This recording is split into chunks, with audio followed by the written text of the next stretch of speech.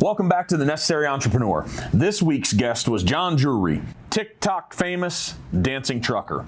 Kids these days know him as the dancing guy, the dancing big guy. It's the tallest person at 6'7" that I have found myself sitting across from in the podcast studio. We had all types of conversations we shared today. He has almost 1 million followers on TikTok, very engaging at a high level on Instagram and Facebook, all the traditional social media sites now. Had many conversations around adversity. He went through a moment in his life where he had 100-pound weight loss. He became a dance instructor. We talked about a growth mindset. It was an awesome conversation just about what's possible, and we can accomplish way more than we normally think we can. Thanks for tuning in. If you love the episode, give us a thumbs up so we can keep on delivering more of this. Whatever channel you're tuning into, give us a subscription, and we'll keep on putting out some awesome guests and awesome content. Thanks for tuning in.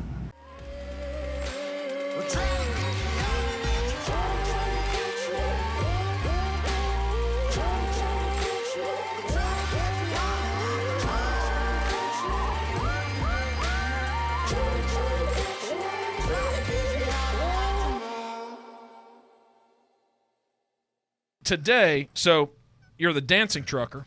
Yes. Man, we're going to find everything out about you that you don't even want us to find out today. Okay. That's the goal, right? Yeah, definitely. And the only limitations I always put on people, it's like, hey, listen, I'm that guy. Like beforehand, you didn't say, let's not talk about this, let's not talk about that. We're an open book. Here's the first question. If I ran into you, I'm like, this dude's not a truck driver. He's a what?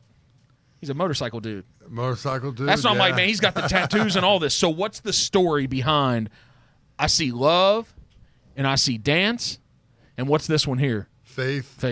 Yeah. So do they all have a meaning to you? Oh, yeah. We got blessed over here. Yeah. Overcomer. You know. There's a story behind every one Oh, of them. man. Did you go in with a plan with every one of them? Did they happen at different times, or 2 or 3 of them at the same time? Or when you go and get a tattoo, what's the idea behind it?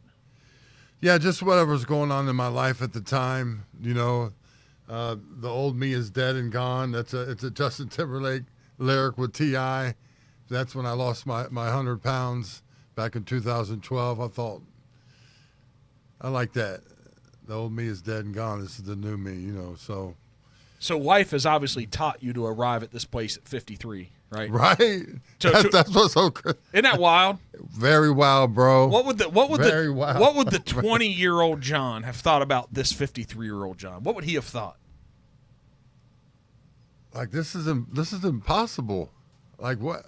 This is crazy. Like, what are you doing? How's this happen? How's this happen? Yeah, like depression, there's medication for that. People aren't supposed to watch you dance to help their depression. You know what I'm saying? Like, it's nuts. You're like, that wouldn't help me. Somebody's going to do that? Yeah, I bet that 20-year-old John wouldn't even have known this 53-year-old John. No. Right? Was life the way you wear it? Was the 20-year-old life you were living, was it what you're wearing? Like, hey, that was a life, man. Yeah, I mean, the 20-year-old John is just, quiet and reserved, which I am. I'm an introvert, you know. That's what's so confusing. My wife's confused. Like, you don't want attention unless you want attention. You know what I'm saying? Like, unless I'm dancing and performing, I'm not an attention getter at all, you know. Isn't it funny what the world will say about you now, though? Yeah. Won't they? Yeah. Won't they? Just go out here and look at some social media comments. Won't they? Boy, let the haters hate. I tell you. I got, and they've been long running too, like 3, 4, 5 years. Let them go. What do you? Like, they're still around, bro. They ain't leaving. You know what's funny? Like, don't they have anything better to do with their life? Right. Yeah, man. They're in a bad spot. I used to get mad at those people, but now I feel for them. Yeah, I do. I want to sit down across from them and just say, "Hey, are you all right?" Because a person that acts like that's not okay. Mm-mm. So what can I do to help you? This ain't about me. This is about what's going on inside of you. Mm-hmm. Right? It is sad. It is. So true. So true. I don't get mad about it anymore. I don't get upset. Mm. So TikTok famous. I tell you what, man. How's a dude? Is it west side of Cincinnati? Is that where you grew up? Yeah, that's where I'm from. Yeah, west side, Westwood. Is it Westwood, Price Hill? Westwood, yeah, English Woods. Man, is that close to Westward Northern Boulevard and all that stuff? Yeah. Mm-hmm. That's where I grew up. Go up 74, get off Montana, go up the top of the hill. Yeah. All that. Did you go to Western Hills High School? I did. Woo. Ooh, how was that? Yeah, man. I mean, I didn't graduate high school, so it's just, I don't know. I guess when you're under 18 years old, you can't blame stuff on your parents, but once you become an adult yourself, you got to take over. It's your life now. How do we put that? Yeah, how do we put that together? So, like your childhood, if we look back, like I'm a guy, I try not to have regrets. Right. Because what's it going to do? What are we going to do with them? Like, I'm all about learning from what we did that I don't want to do it again. Like, let me grow, let me learn, let me evolve. But regrets, man, that's just going to tear you down. And so when you were growing up, could your childhood, was it rough? Could it have been better? Yeah, it was rough. It was rough, I think at heart I've always been a caring person and a person who was always taller than his classmates and kind of stood out with my height and stuff. And, I've always had a good heart, love sports, love music.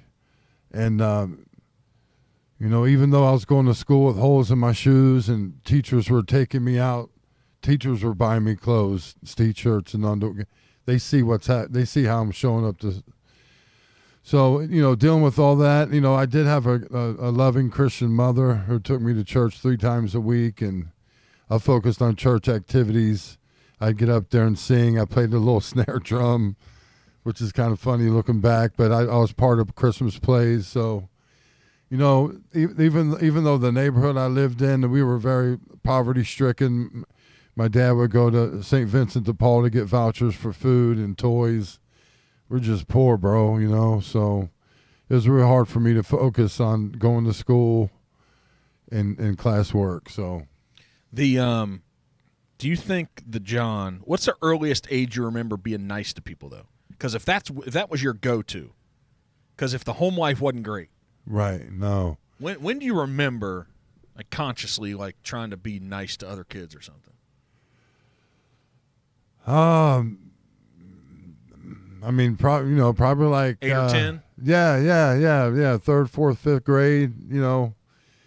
I just never bothered nobody. I put myself in your shoes. I want to be treated the way, I want to treat people the way I want to be treated. Do you think this guy, this 53-year-old John, is he just trying to treat the world maybe even how from a younger age you wish you would have been treated? Yeah. Yeah, I feel for people, when it comes to anti-bullying. I feel so strongly about that. Man, I was bullied by people in school, but my own father bullied me. Yep. So think about that, like there's nowhere to go. My mother, thank God for my mother. God rest her soul. She was killed by a drunk driver in 2015, but I don't know where I'd be at without my mother, Was she your person? She was my person, bro. When we say, so you're saying my mom's mine too. I share with you out there that I never want to compare struggles, right? I never want to do that because I think all of our lives are a struggle. Right. But man, when you got a good mom that just cares for you, I think it just kind of just settles and takes care of the world. Yeah. I think it does, right? And then the older you get, I know me personally, and I'm sure for you how you feel, like the emotions that come out, they just got us through, man. They got us through to a point where it's like, all right, I got this. I can handle this. And then you have so much admiration for them. But she was just that calm in the storm.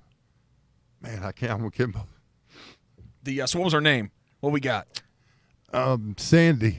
Yeah. 2015. So you've been 40-something years, man. I think because if you want to talk, I'd love to hear the difference she made in your life because, see, the lesson that we can learn from this is no matter how poor you were, no matter the struggle, right? I think about it, my parents too. I've learned things now emotionally and mentally and how to approach this world that they didn't know to teach me. They were awesome, but they didn't know to teach me that stuff. Right, yeah. I think Sandy and my mom, Norma, I think they probably, she's still here. And I think that, man, it seemed like their purpose in life, it's weird now. Now parents have a lot more going on. Their purpose in life was like, let me just take care of my kids. Mm-hmm. And even though they didn't know how to transfer all these things you're starting to learn with social media and going out to the world and money you're making from all kinds of different places, they didn't know how to teach us financial sense. They didn't. Mm-hmm. It wasn't something they had grown up with. They didn't know how to compound money. Right. They didn't have this idea, let me make more money every month than my bills cost so I can save and make. They didn't know that. Right. And so that's not their fault. Right. I think they did the best they could with what they had. Mm-hmm. That's what I believe. Yeah, I believe that. Right? And I think, and I didn't need them to be perfect. Right. Shit, man, that ain't life. So, yeah, I mean, if what made her special? And if not, we can move on and talk about something. Yeah, but I'm just getting a little you know, thanks for breaking that up for me. Yeah. Because I'm good now, so. You know what I'm going to learn from what you're going through, man, is that there's going to be a time, most likely, that my mom's not here too. Mm-hmm. And I'm going to feel bad. I'm going to be sad. Mm-hmm. And so tell me all the things that she was great about that make you feel sad. Like, what was great about her? Yeah, just a caring, loving, just so soft-spoken, and what would she have done with TikTok? She was my role model, bro. What was Sandy have done with TikTok now, man? What was she have done with? What she would? She'd probably just open up her Bible and start reading verses, which a lot of people do on TikTok. Yeah, she'd be like, TikTok grandma, let's go. Right. yeah. She was through God in there somehow. She was your rock. Oh man. You know, I think no matter the struggles you went through in life, man, that you had the rock. Man, if we've got the rock, that person that no matter the tough times, you go home and sit down on that couch and they're just going to make it okay. Yeah. Right? Oh, yeah. Yeah. So, wife, and what you came through, this guy, what happened? Don't tell me it was just Zumba classes, man. No. Don't tell me that you became TikTok famous and 200 and something thousand people on Instagram. You did not become that by going to Zumba class. Right. Yeah, I guess there's something going on, bro. I'm a grandpa. I'm 53 years old. I look intimidating. I look scary. I don't know what I look like, bro, but I think people can see how real I am. Yeah.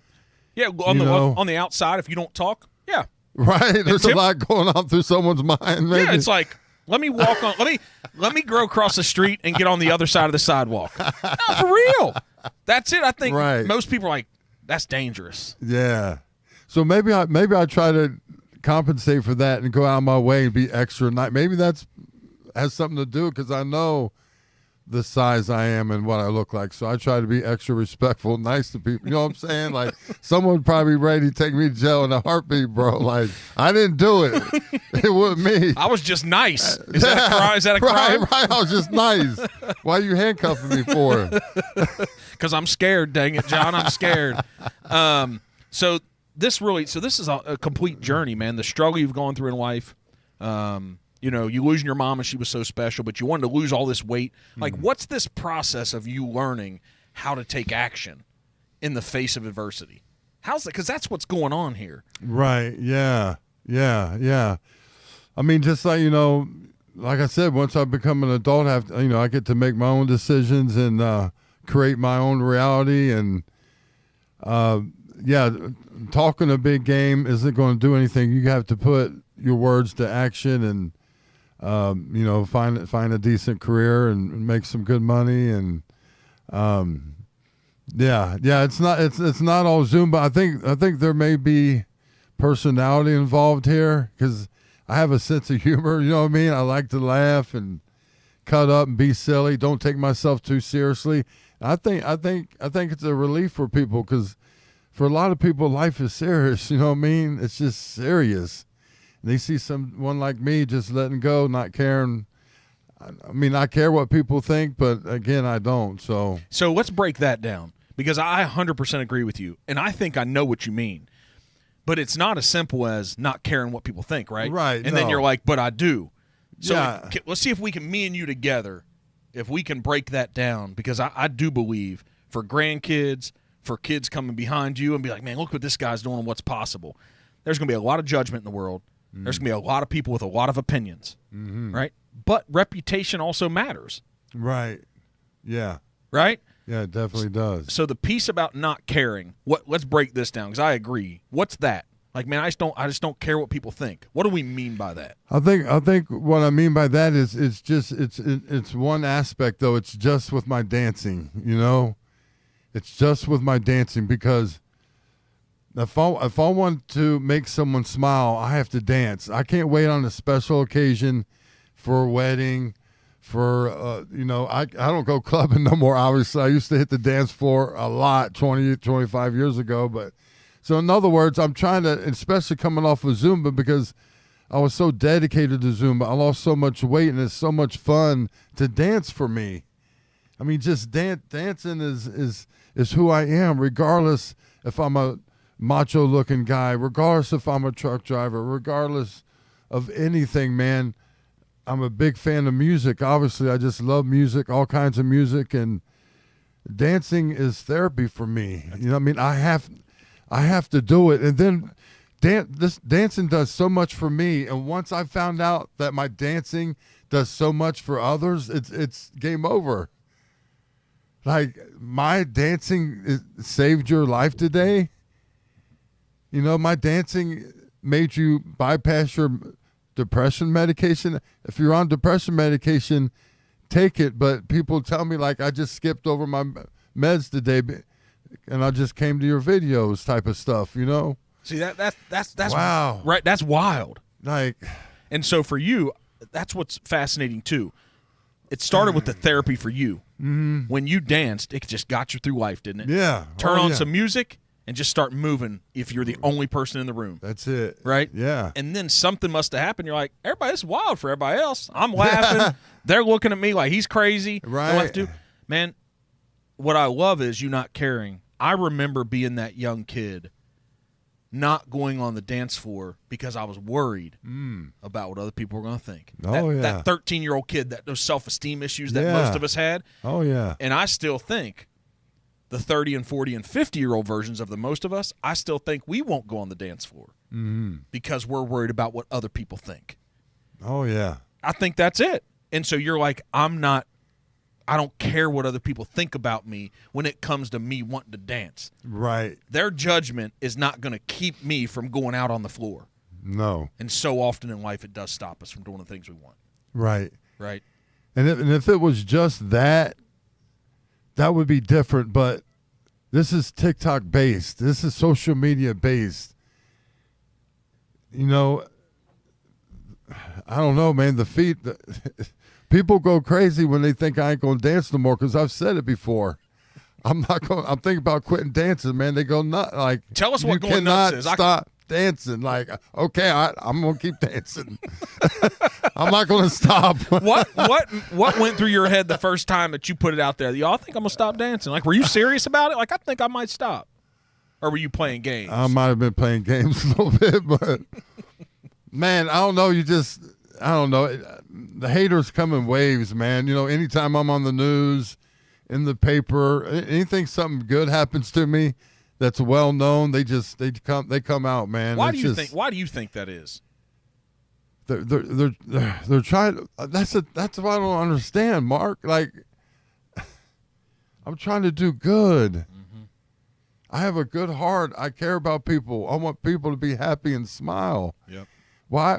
And then I get exposure from the news, and then they're trying to take me down. Why does your success affect anything negative in their life? It doesn't. Right. It doesn't. You know what I think happens, man, and we'll keep talking about it. Here's what happens. Unfortunately, for people that aren't living the life they want to live, when they see others living a great life and living their best life, it lets them know what they're not doing. I believe that's it. And that's got nothing to do with you. Right. Because they realize, like, this guy doing this, getting this publication, getting this publicity, because what's funny is they don't believe it's possible for them. And they look at you, and they're like, well, how's he got it and I don't? Okay, yeah. This is what happens, man. And then they start the self-judgment they start imposing on themselves, how they start negatively feeling, and they lose self-esteem and they lose confidence. Yeah. It makes them feel bad from looking at others doing well because what they haven't done. And that is not healthy. It's not good. But from me sitting down with many people and helping them build careers and sitting and talking to them about the tough part of their life, it's like, hey, let's make sure the people doing great like John, out here TikTok famous, out here getting all this exposure, let's make sure we highlight those guys. Oh, boy. But you should show us what's possible. Like, we shouldn't want to tear you down. There's two ways to build the biggest building in town. Tear down the biggest building or build the biggest building. Right. A lot of people don't want to put in the time and the effort to build the biggest building. Right. They want to tear the one down to make theirs look better. It's terrible, dude. And this is the thing. It's almost the opposite the way I think. And it goes same with my grown children. Let my life inspire you. Yeah. What's the harm in that? Let it inspire you. I want you to look at me and say, I want to be more like that dude. What do your kids think about you? Not caring about what people think. What do they think? I don't know, man. I don't know. I don't know what they think. They just, I mean, they joined me in dance fitness classes in the past, and It's just not their thing. it's just I think I'm out. I'm almost. I don't know. Can you get too big? No. For some, that's You know what I'm saying? for Like- some people. And Like, it can even be I your don't think they kids. like the attention that I get. It's too much. You They're know what like, I mean? you're our dad. Right. You're not the world's dad. You're our dad. Right. Can you get too big? Well, see, I wish this conversation would have been around somebody else other than kids, but here's what I found out in life. When you start to elevate and you go to different levels, it's tough to identify with previous levels, man. Right. Right. So true. And that's not thinking you're better than anybody No. else. It's none of that. No. It's just like, hey, listen, I've learned this now. How to engage, how to connect with the world, how to not let the judgment affect me. I've now learned how to go here. Your mindset, if it's not also going there with me, it's tough to connect, tough to identify. I can love you. You can be a friend. You can be a kid. And I hear people all the time. They're like, hey, listen, I don't forget where I came from. I just don't want to live there anymore. Right. Right. I'll go back and visit. I'll hang out with y'all because I love you. I just don't want to live there anymore. And this is the thing with me. Tell me if you relate with this. Yeah. Okay, I'm going on different levels, and I'm getting big, Yep. and there's this disconnect because of the popularity. You know the only people that can identify with you? I probably can't even identify with you. I've had some success in business. Right. We're building the podcast, but I can't identify personally walking through an airport and people stopping you and be like, there's the dancing trucker, I want pictures. I bet right now if you went to CVG, it would probably happen to you 10, 20 times at minimum, Yes. right? Yes. Anybody that is with you that's not famous can't comprehend it. When they're stopping you for the picture, they're not wanting a picture with them too, just you, Right. right? And so what I'm saying, unfortunately, man, is that most likely the only people that can identify and understand that are people at the same level. I don't know what you do with that. That comes in life with success in business. That comes with an elevated level of intelligence. You know how you get around those people and like, man, that person's just smart. Yeah. Yeah. I can't hang with them like that. And so most likely the only people they can identify with consistently and appreciate being around them are other people that have elevated their mind to the same place. Right. So I don't know what you do with it, but you are going to be, from this point on in your life, it's going to continue to be more of a struggle to hang out with people. And this, I mean, again, this isn't that you're better. It's just going to be difficult because they can't even comprehend that life. Right? So true. So true. So I don't know what you do with it, but it's real. Yeah. I mean, and the thing is now there's no money involved. You know what I mean? So there's a disconnect, but You mean if it's in the future that I do financially become sign a big contract Yep. for Old Spice Yep. or something, then I think Is that what that is in here? that's my Old Spice. That's what you meant. then all of a sudden I think the connection comes. Daddy's It's not a connection.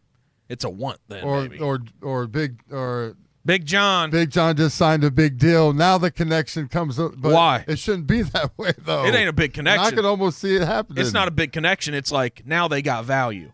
That irritated me before they were getting that attention. So I think, man, So I'm popular with no money. What happens when I'm popular with money? That's the next level. No, that's the next level. No, that's it. So right now, you can't identify with that. But so the person who is popular with money, me and you, neither one of us understand that. No. So right? So now you hope to understand it, don't you? You're not convincing me that. Listen, we all take a little more money. Yeah, I got grandkids, and I'll be gone one day, and yeah. Mm-hmm. And listen, it's nice to live a little bit good life every once in a while, right? Go to a Jeff Ruby steak, get the private room, have 8 or 10 family members show up, have that $2,500 dinner. Hey. You see it on TV all the time. That's a good life. Yeah. Yeah.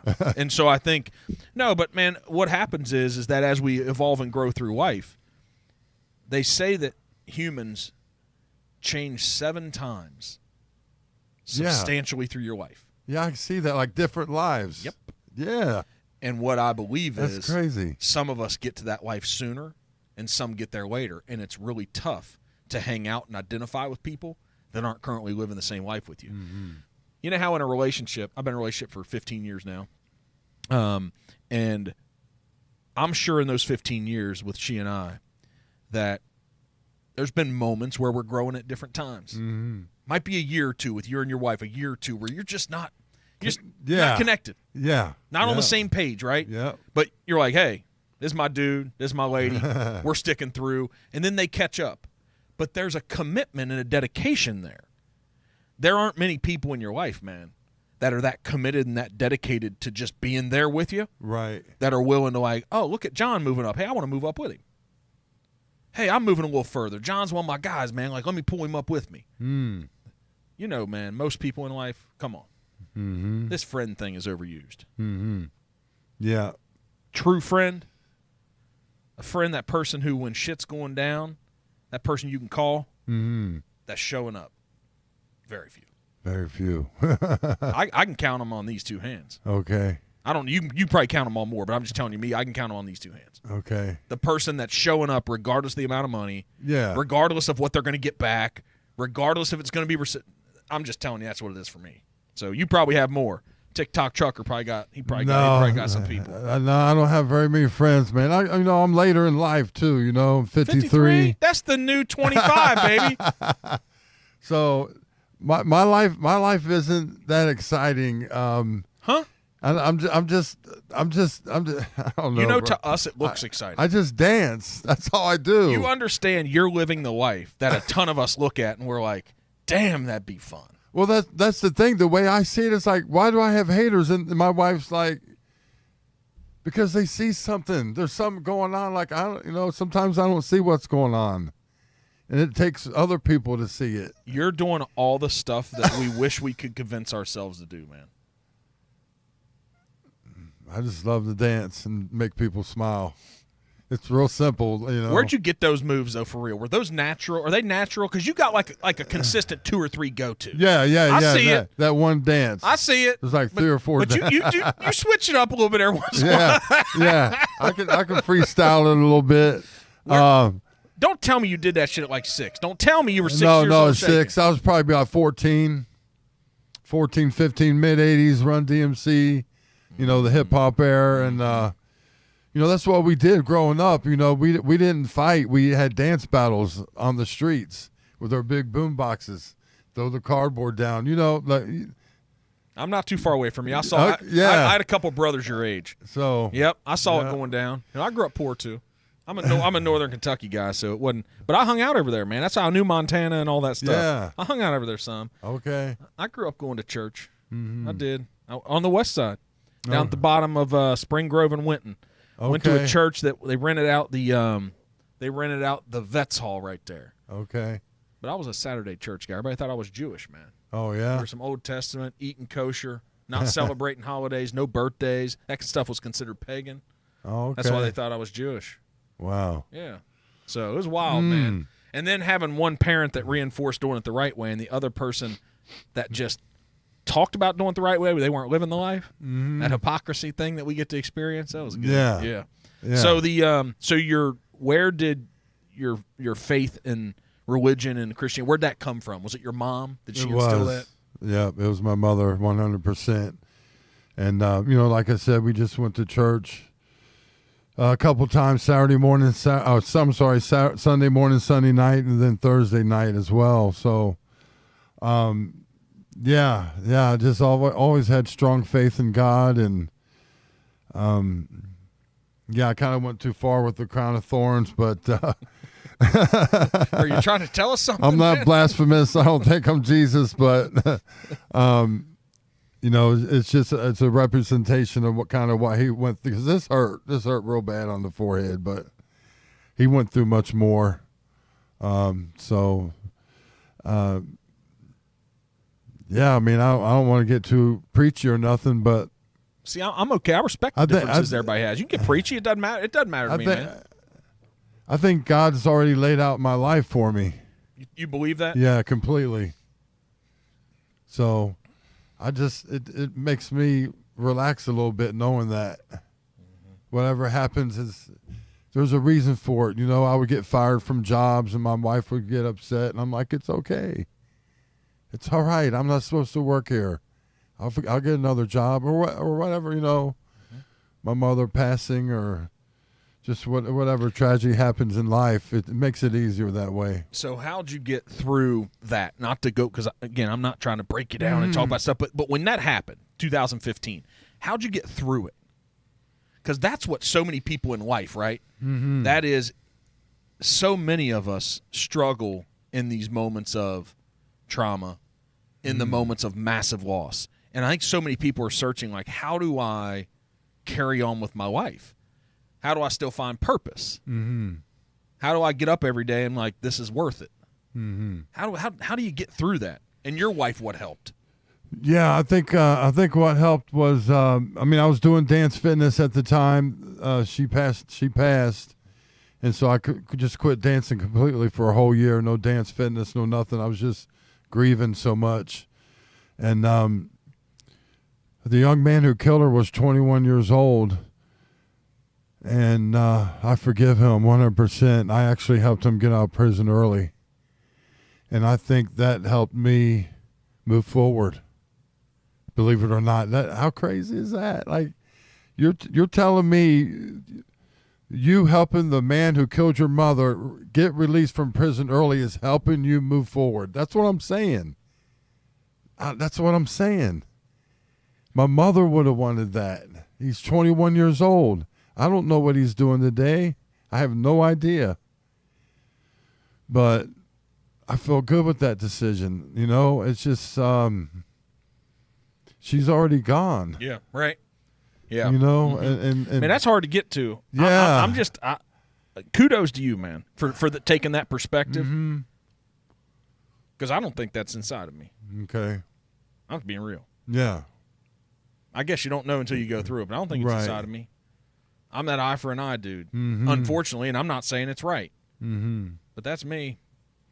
Yeah, he could have got 25 years if I wanted him to have 25 years. He got 4. How'd you help him? Well, it was parole time. And, I wanted to reach out to him. I wanted to talk to him face to face, just have a conversation.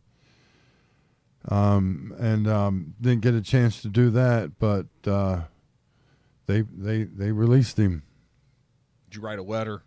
Do all that stuff? Yeah. Wow. Yeah, and like I said, I don't know if he's drinking again. You can't control that. Yeah. Right? We can just give people opportunities, right? Opportunity. That's all. Man, I feel so good about that opportunity, Mark. Yeah. I think that's going to last me a lifetime, knowing I did that for that young man. So after the first year was tough, right? Oh, yeah.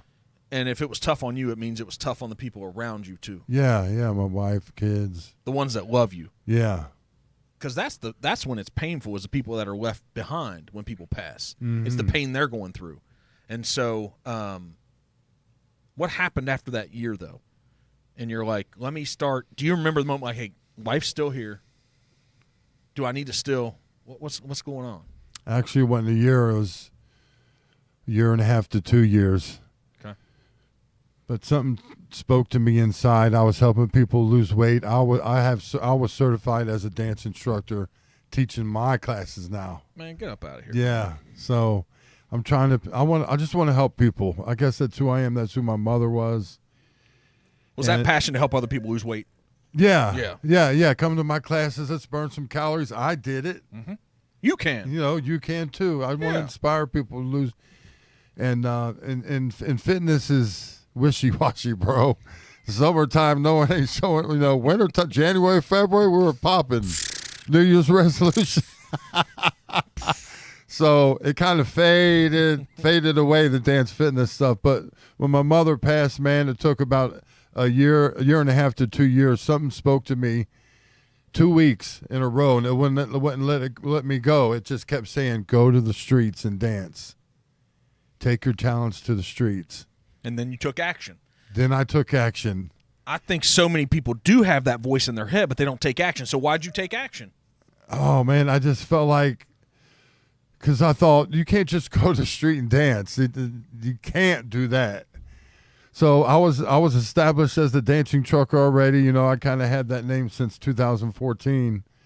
And I said, what can I do? Hold a sign? I thought about holding a cardboard sign saying something like dancing for smiles and kind of dance with the cardboard. I'm like, that ain't going to feel right. I'm holding this. Let me get a T-shirt made. It says dancing for smiles. Put on the back so people can get on their phone. Who's the dancing trucker? Who is this cat? And that's how it all began. The first one, dancing for smiles. Yeah.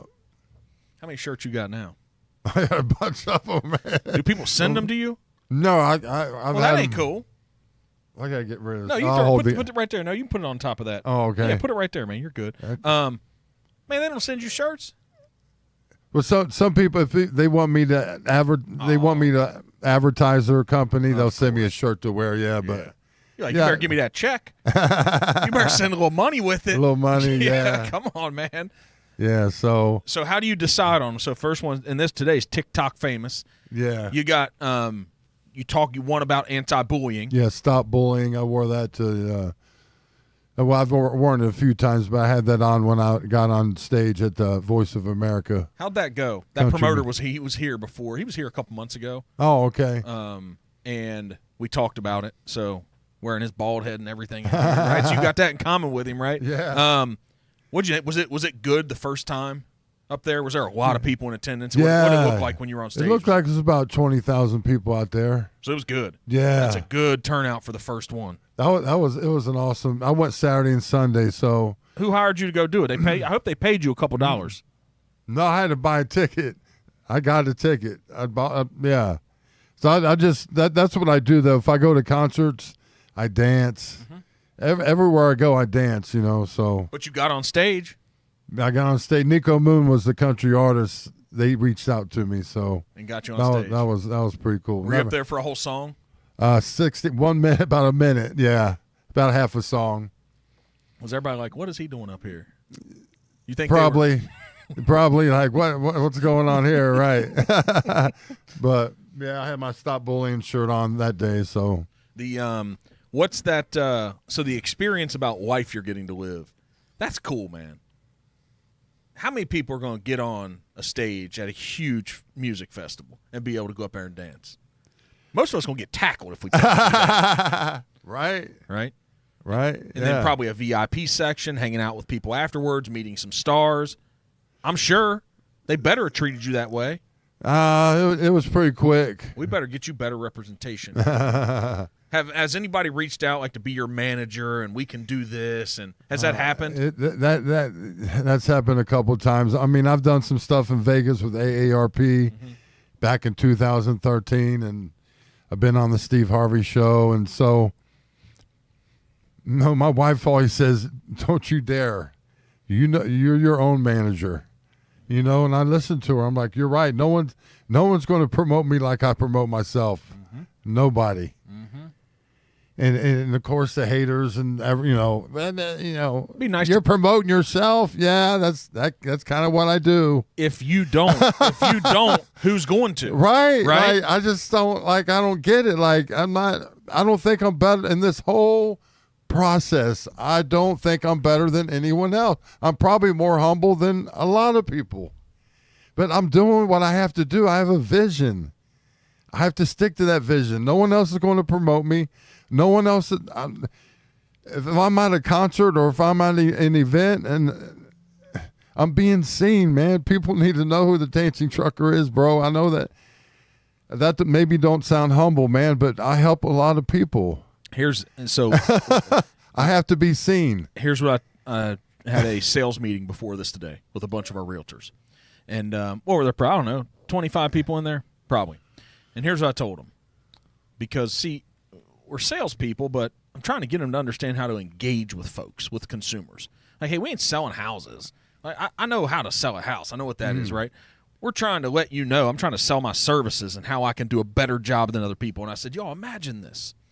Imagine you had this idea to write a book. You probably need to do that. but imagine you had this idea to write a book. Do all the research, get the publisher, put it all together, get it printed, buy 500 or 1,000 copies on your own because you want to buy them and sell them to somebody else. But imagine you get the first copy, right? So John gets the first copy. And you take that first copy, and the other 500 books arrive in boxes. Mm-hmm. And you take that first copy, you sign it for yourself. You're like, right? I need to get the signature down. I'm going to sign it for myself. But then you put it on a bookshelf and don't tell anybody about it. That's insane.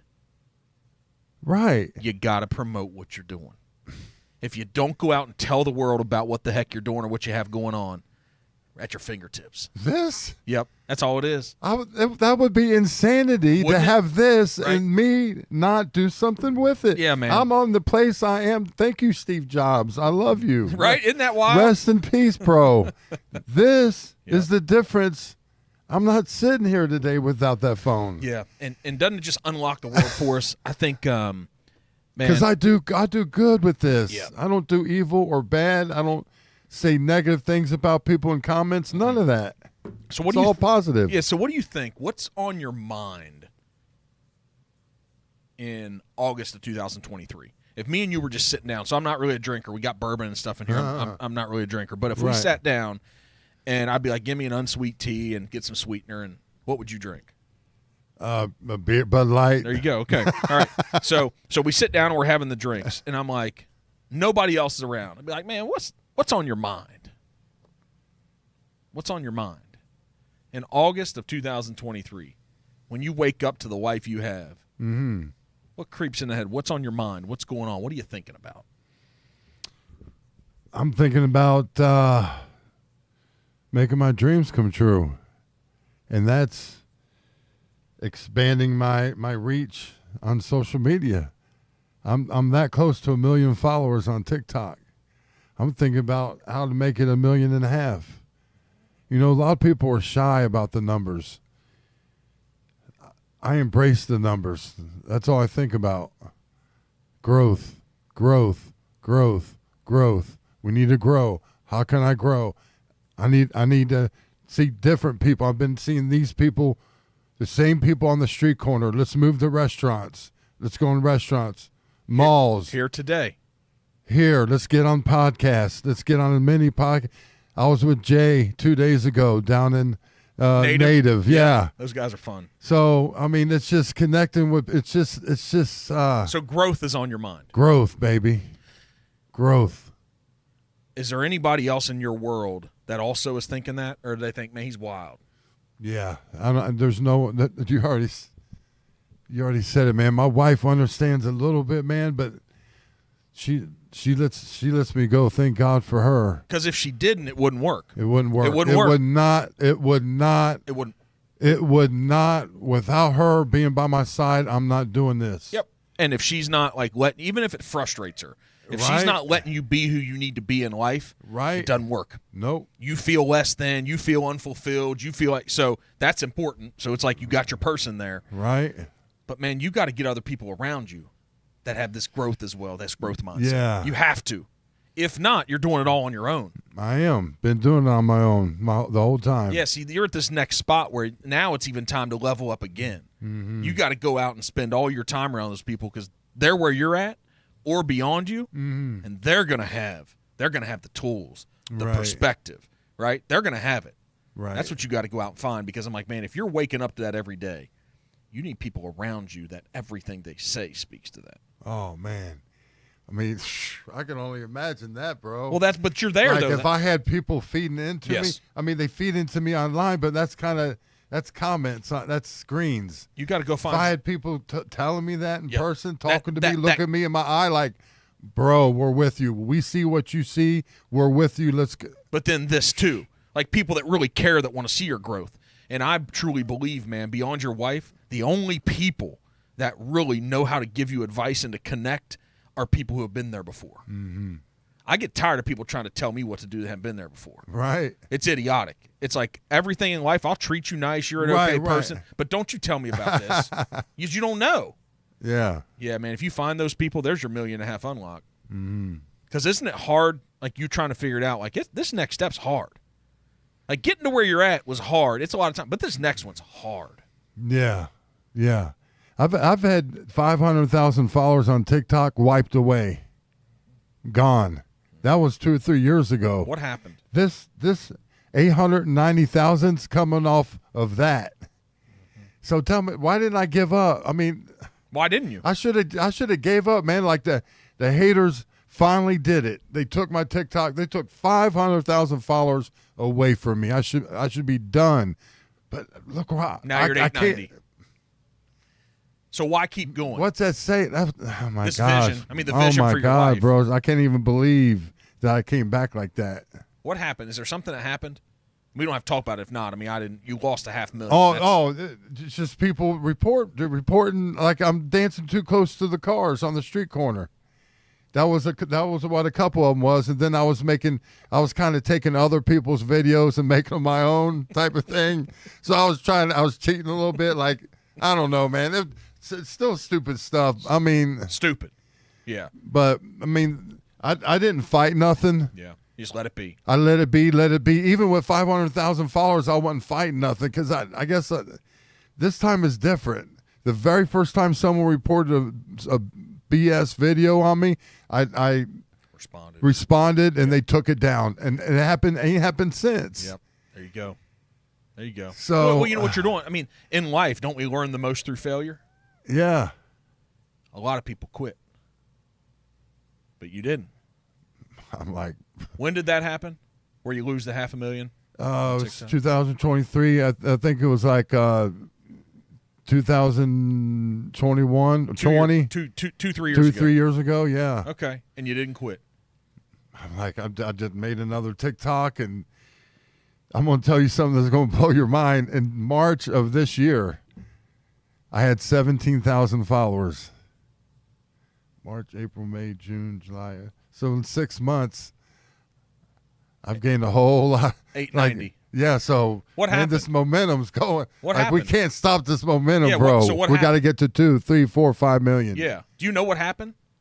Well, me and my wife, the very first video that went viral was just me to this "Don't Stop the Rock" freestyle. Yeah. That song, That was it. It's her favorite song, by the way. It's from back in the day. But I just came out dancing. She was kind of behind me. She was at the bar at the stool, kind of going like this behind me, and it got like 500,000 views, and that kind of started it. And then you're like, here we go. Here we go. And this song, I could play any. You got to understand the algorithms. Without that song, I don't get no views. None. I mean, try to understand that. Yeah. I have to use that song. So talk to us about what do you know about social media? We're talking about TikTok, right? Yeah. Talking TikTok famous. Do you understand the inner workings of a TikTok, an Instagram, a Facebook now? Are you learning it more, or do you understand it? I think TikTok I'm starting to understand. Instagram and Facebook not so much. I mean, I know everything has an algorithm. Mm-hmm. That's why people like comment. You know, the more comments, the more interactive, whatnot. And they're like, the haters will help you because they're commenting or whatever. So, and when they comment, your stuff shows up more for them. That's right. They're stupid. They're so stupid, John. They're so dumb. When they engage with your stuff, more of it shows up. Okay. They're so dumb. So the haters are so stupid. They got it so backwards. They just need to ignore you. Right. That's what they need to do. Just go away, y'all. Yeah. So with you, do you think it's just volume of content? Do you think you just have to put out more? Yeah, I go crazy. I post, well, not every day, but I try to post 4 or 5 videos a day, every day. So it's consistency. You know, so 4 or 5 every day. Mm-hmm. Is that hard to do? No, because I can be at home in my shorts with no. I mean, I dance a lot. I saw those black shorts with no shirt on. I saw them. Yeah, so I'm not even dressed. You know, I'm halfway dressed making videos, and they go viral. That's how Steve Harvey seen one of my videos. What was Shaq saying about you, man? You I said, he was saying something. Shaq shared my videos a couple times. I forget what thingy, but Janet Jackson shared it, and Shaq just loves it because you're big like him. Yeah, That's why he loves it. A lot of people call me the White Shaq. Yeah. So, man, those shorts that you were wearing in that video, you realize if I had to put those on, they would cover me from my toes to my head because you're such a big guy. Right. And you're smiling the whole time. Yeah. It's just like I said, I have a sense of humor, and if I can, if I can laugh at me, why should I care if anyone laughs? I laugh at myself, bro. Yeah. You know, like that's just funny. It's just funny, isn't it? I mean, I'm sitting there actually laughing at myself. So if you laugh at me, it's cool, bro. Because I'm with you. I'm already there. So we talked about earlier about people not caring, you not caring about what they think about you, and from the aspect of you're not going to let it stop you from doing what you want. But when should we care? When should we? I don't know if we know. It's a tough thing, but there's times. When should caring change our behavior? Is it doing the right thing, making sure that? Yeah. I mean, there's respect. I mean, I would never want to hurt anyone's feelings on purpose or. That's a touchy one. Now we won't go there. I guess my mindset is. My mindset is just. I'm not gonna care at all. I'm putting it out. I'm not gonna care at all. Yeah. You know, sometimes maybe I do step on toes and offend people. So it's unavoidable. When you're where you're at, man, starting to affect people and I can't bring up Mark. I can't bring up politics no more, bro. No, listen. I did that last. Well, that's a mistake.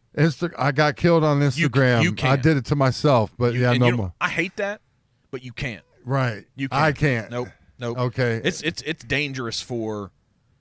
It's unfortunate, man. See, here's the thing. I used to be like, I know. I like this guy. Can't do it. But you know what's funny is, but the people that hate on, like, if you take a position on anything, so we won't talk about politics specifically, but if you take a position on anything, the people hating on you are because they're taking a same type of position, just opposing, and they're thinking, this is what's bad about the world. They think their position is more right than you. And they have ownership of the truth. Mm-hmm. That's what they think. It's so nasty and terrible. But my politics is so simple. Yeah. It was a pitch. It's a pitch. Don't do it. It's just a picture. Don't do it. Don't do it. I'm just telling you, man. I don't have a big caption. Doesn't matter. Rah, rah, rah. Doesn't matter. And I'm not going to Don't do it. Here's why. I mean, I could care less. Like, I'm not scared. I'm not. I really, but I do know. So I'm not scared. Right. But I know that there's some. What the effects are. They're just some really emotional people in this world now, man. And anytime you disagree with them, this isn't just politics. Anytime you disagree with any ideological thing they have, they hate you. Mm-hmm. And that's not how we grew up. I'm disappointed in our society, not in the politicians. I'm disappointed in us. Mm-hmm. Because when I grew up, man, when I was a kid, we were poor, like you, poor. And had our gardens, canned the food, right? Didn't have food stamp poor for a period. Yeah. It wasn't my whole life, but there was a period. Right. And, man, I remember turning on the news because we didn't have cable or anything. Didn't have game boxes, didn't have cable. But when you turn on for us 5, 9, and 12, me as a kid, nobody in my world talked politics, not from the standpoint of who's a Democrat, who's a Republican. Yeah. I don't remember that. Yeah, I don't remember that. I don't remember it when I went to church. I don't remember it. No. But here's what I guarantee. I guarantee there were people of all those positions around. We didn't judge each other that way. Mm-hmm. We judged each other based on the way you lived, based on how you treated other people. Mm-hmm. Not based on your opinion, actually how you treated them. Right. Like if you're a Democrat and you think this, but you treat other people good, then I'm going to think you're a good person. Right. If you're a Republican and you have these opinions that differ, but you treat other people well, then I'm going to think you're a good person. Mm-hmm. Man, it's like, we went from appreciating people's differences and respecting somebody based on how you treated others and how you lived your life to like judging you and hating you for your difference. It's a weird spot we're at, man. Yeah. Yeah, and I don't think anybody has ownership of the truth. They can all kiss my ass about that. Nobody has that. They think one person, everybody thinks everything you have an opinion on is right. How idiotic is that? Right. Like for John, everything that you'd have an opinion on, for you to think you're the one human being. Right. That every one of those opinions are the right one. That's crazy. That's crazy. So you just go and dance and be like, man, this is craziness, right? So what do you think? You have this vision and goals for your life, but what do you want your kids to know? What do you want your kids to know if we're breaking life down to some simple stuff? Like you're sitting down with them and having that dad and like what is it like? What's the profound stuff like? I just want you all to be and know this. I just want them to be fighters, to be overcomers. You know, I mean that's the thing about life. There's constant curveballs. There's people disrespecting you. There's people lying about you, spreading rumor. There's people bullying you. But there's good things in the world. There's nature. There's animals, right? There's good people in the world too. I truly believe that, and that care about you, that want you to be happy, want good for you. I think I would just tell my boys to, don't let nothing stop you. You know, I don't know, a lot of times people live one day at a time. I've been in the 12-step program. I had a short stint with gambling on horses back in 1997. Almost destroyed my marriage, my life. But I went and sought help. And I got away from it. At 27 years old, I started playing semi-pro football. And I think that was the catalyst to getting me out of my gambling addiction. I don't think it would happen without semi-pro football. But anyway, I mean, just life just throws you curveballs constantly, and I just tell my boys, don't give in, don't give up. Keep swinging. Keep swinging. Yeah. That's a learned mindset, though, man. Yeah, it's kind of learned, ain't it? Mm-hmm. Yeah. So you're trying to help them take that approach more. Yeah. Because don't you just want for them for life to be better? Right. Than yours? Yeah. Isn't that it? Yeah. Yeah, that's it. You know, my oldest is 29 and my youngest is 20. And,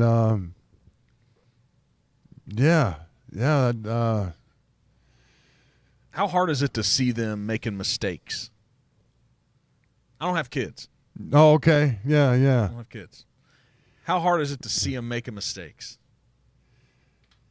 It's kind of hard, but that's what you do. You know, when you're growing up, you make mistakes. I make mistakes. I still make mistakes. I mean, I don't think no one's perfect, but yeah, they're 9 years separated apart from each other, and you know they're on two different levels. My youngest has 3 babies under the age of 2. And I never thought that would happen, but he's providing the grandbabies for sure. Beautiful children. And my oldest has 2 children, lovely children as well, but kind of deals with anxiety and depression. That's a big deal for him, and I've dealt that. How do you help him with that? And that's the thing, when people don't understand mental illness, it's hard to look at somebody when they physically look fine and don't understand the mental aspects of handicaps. And it's hard for society, for people at work, for bosses how do you make someone understand anxiety that's never dealt with anxiety? I don't think there's a way you can. So the tough thing is, then how do you have sympathy? Sympathy, exactly. Because it's not empathy. Empathy is if you can feel it because you know it. Oh, right, okay. So it's actually truly sympathy. Like, hey, I sympathize. Okay. That's what it is, and it's hard. So when you tell me you're anxious, that you're on the verge of a panic attack, I believe you. Yeah. It's not, oh man, come on, are you serious, bro? You're leaving work because you're having a panic attack. You know, that's the boss. I think that's the boss today. Mm-hmm. What do you think? How do you help somebody through that? With you dealing with it and then having a son, how do you help? Because you want people to work through it. You want them to get to a life where maybe it's not as impactful. Right. How do you help? Do you just have to just...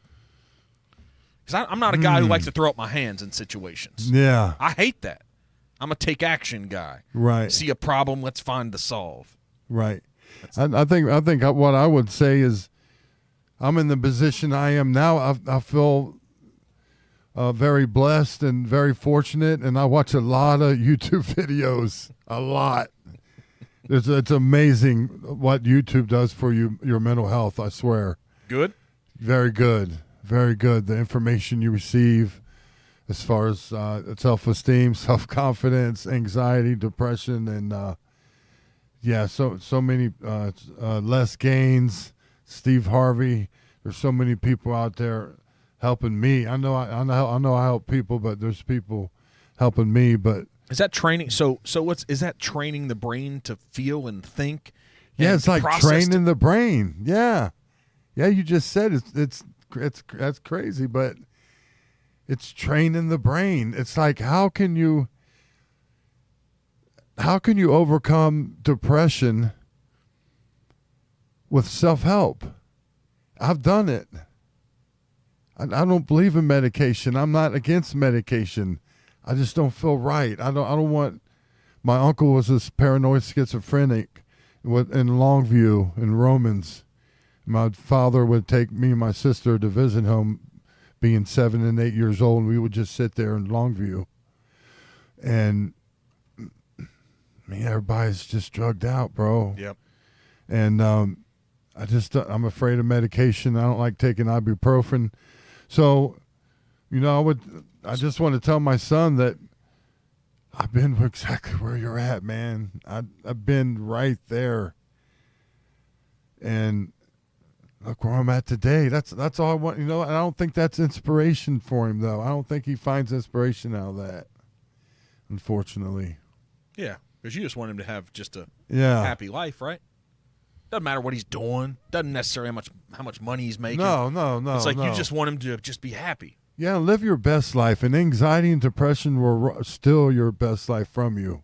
It'll take it away because you're just so afraid to do anything, Do you think a lot of it's founded too in a lack of confidence and self-esteem? Yes. That's what I believe. Yes, lack of self-confidence, self-esteem, and it's not my son in particular, but in general, people who deal with anxiety. They don't think highly of themselves. And you're always worried. You're worried about the thing that hasn't even happened yet. Right? Am I saying that right? Yeah. Definitely. I have to fly tomorrow. And I hate flying. I've dealt with anxiety. I've been worrying all day about the flight tomorrow. The what ifs.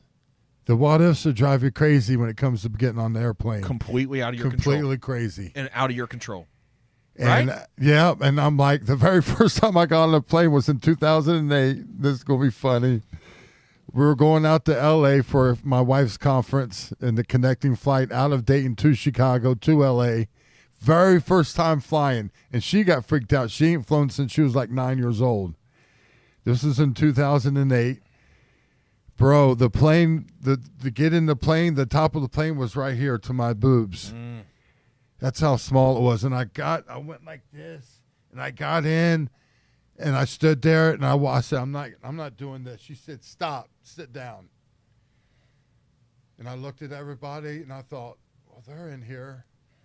And I sat down, and that was the beginning of me flying. You have to prove to yourself it can be done. Yeah, but, oh, man, I'm just... So I have claustrophobia bad. Me too. Dude. Very bad. That elevator? Yes. Worried. Last night, worried. Here's the thing. Every day I get on those, my brain tries to tell me, what if I get stuck? I bet that's so weird. We got claustrophobia, bro. Man, it's terrible. It's terrible. And so in planes, still at times, I have to talk myself through it. Okay, kind of tight. Yeah. Oh, yeah. Yep. And I have to talk myself through it. In that moment when I'm like, you know what, dude, look at all these other people. They're sitting there. They're getting on here. How many times are these planes going to take off and fly in this country, in this world, every day? Oh, man, I didn't even realize, but yeah, wow. Do you think about that? Are you scared when you get in your car when you're driving? Nope, Nope. not at all. I'm in control. Let me get up there and fly the plane. I'll probably be cool. How about you tell me not to get on that plane? You're a confident dude. I ain't getting on that plane, John Drury. I ain't getting on that plane until you go to flight school. If I saw you walk out of that cockpit and you duck down and you show up like this, I'm like, get me out of here, y'all. Did you see that lady recently? She was flipping out and she got off the plane. Oh, it was wild, man. Oh, yeah. I can't believe Mr. TikTok famous hadn't seen it. It's all over social media. What'd it's she bad. do? Maybe I did see it. Oh, it was wild, man. So she came up, hadn't taken off yet. I think they might have pulled away from the gate. And she's flipping out. She's coming up the aisle. She's flipping out. It's on camera. You got to be careful, y'all. Everything you do these days, somebody's recording it. Oh, yeah. She's coming up. She's like, you're getting me off this plane. It's going to crash. And she looked at the dude. She's like, that guy's not real. Yeah, He's I've seen that.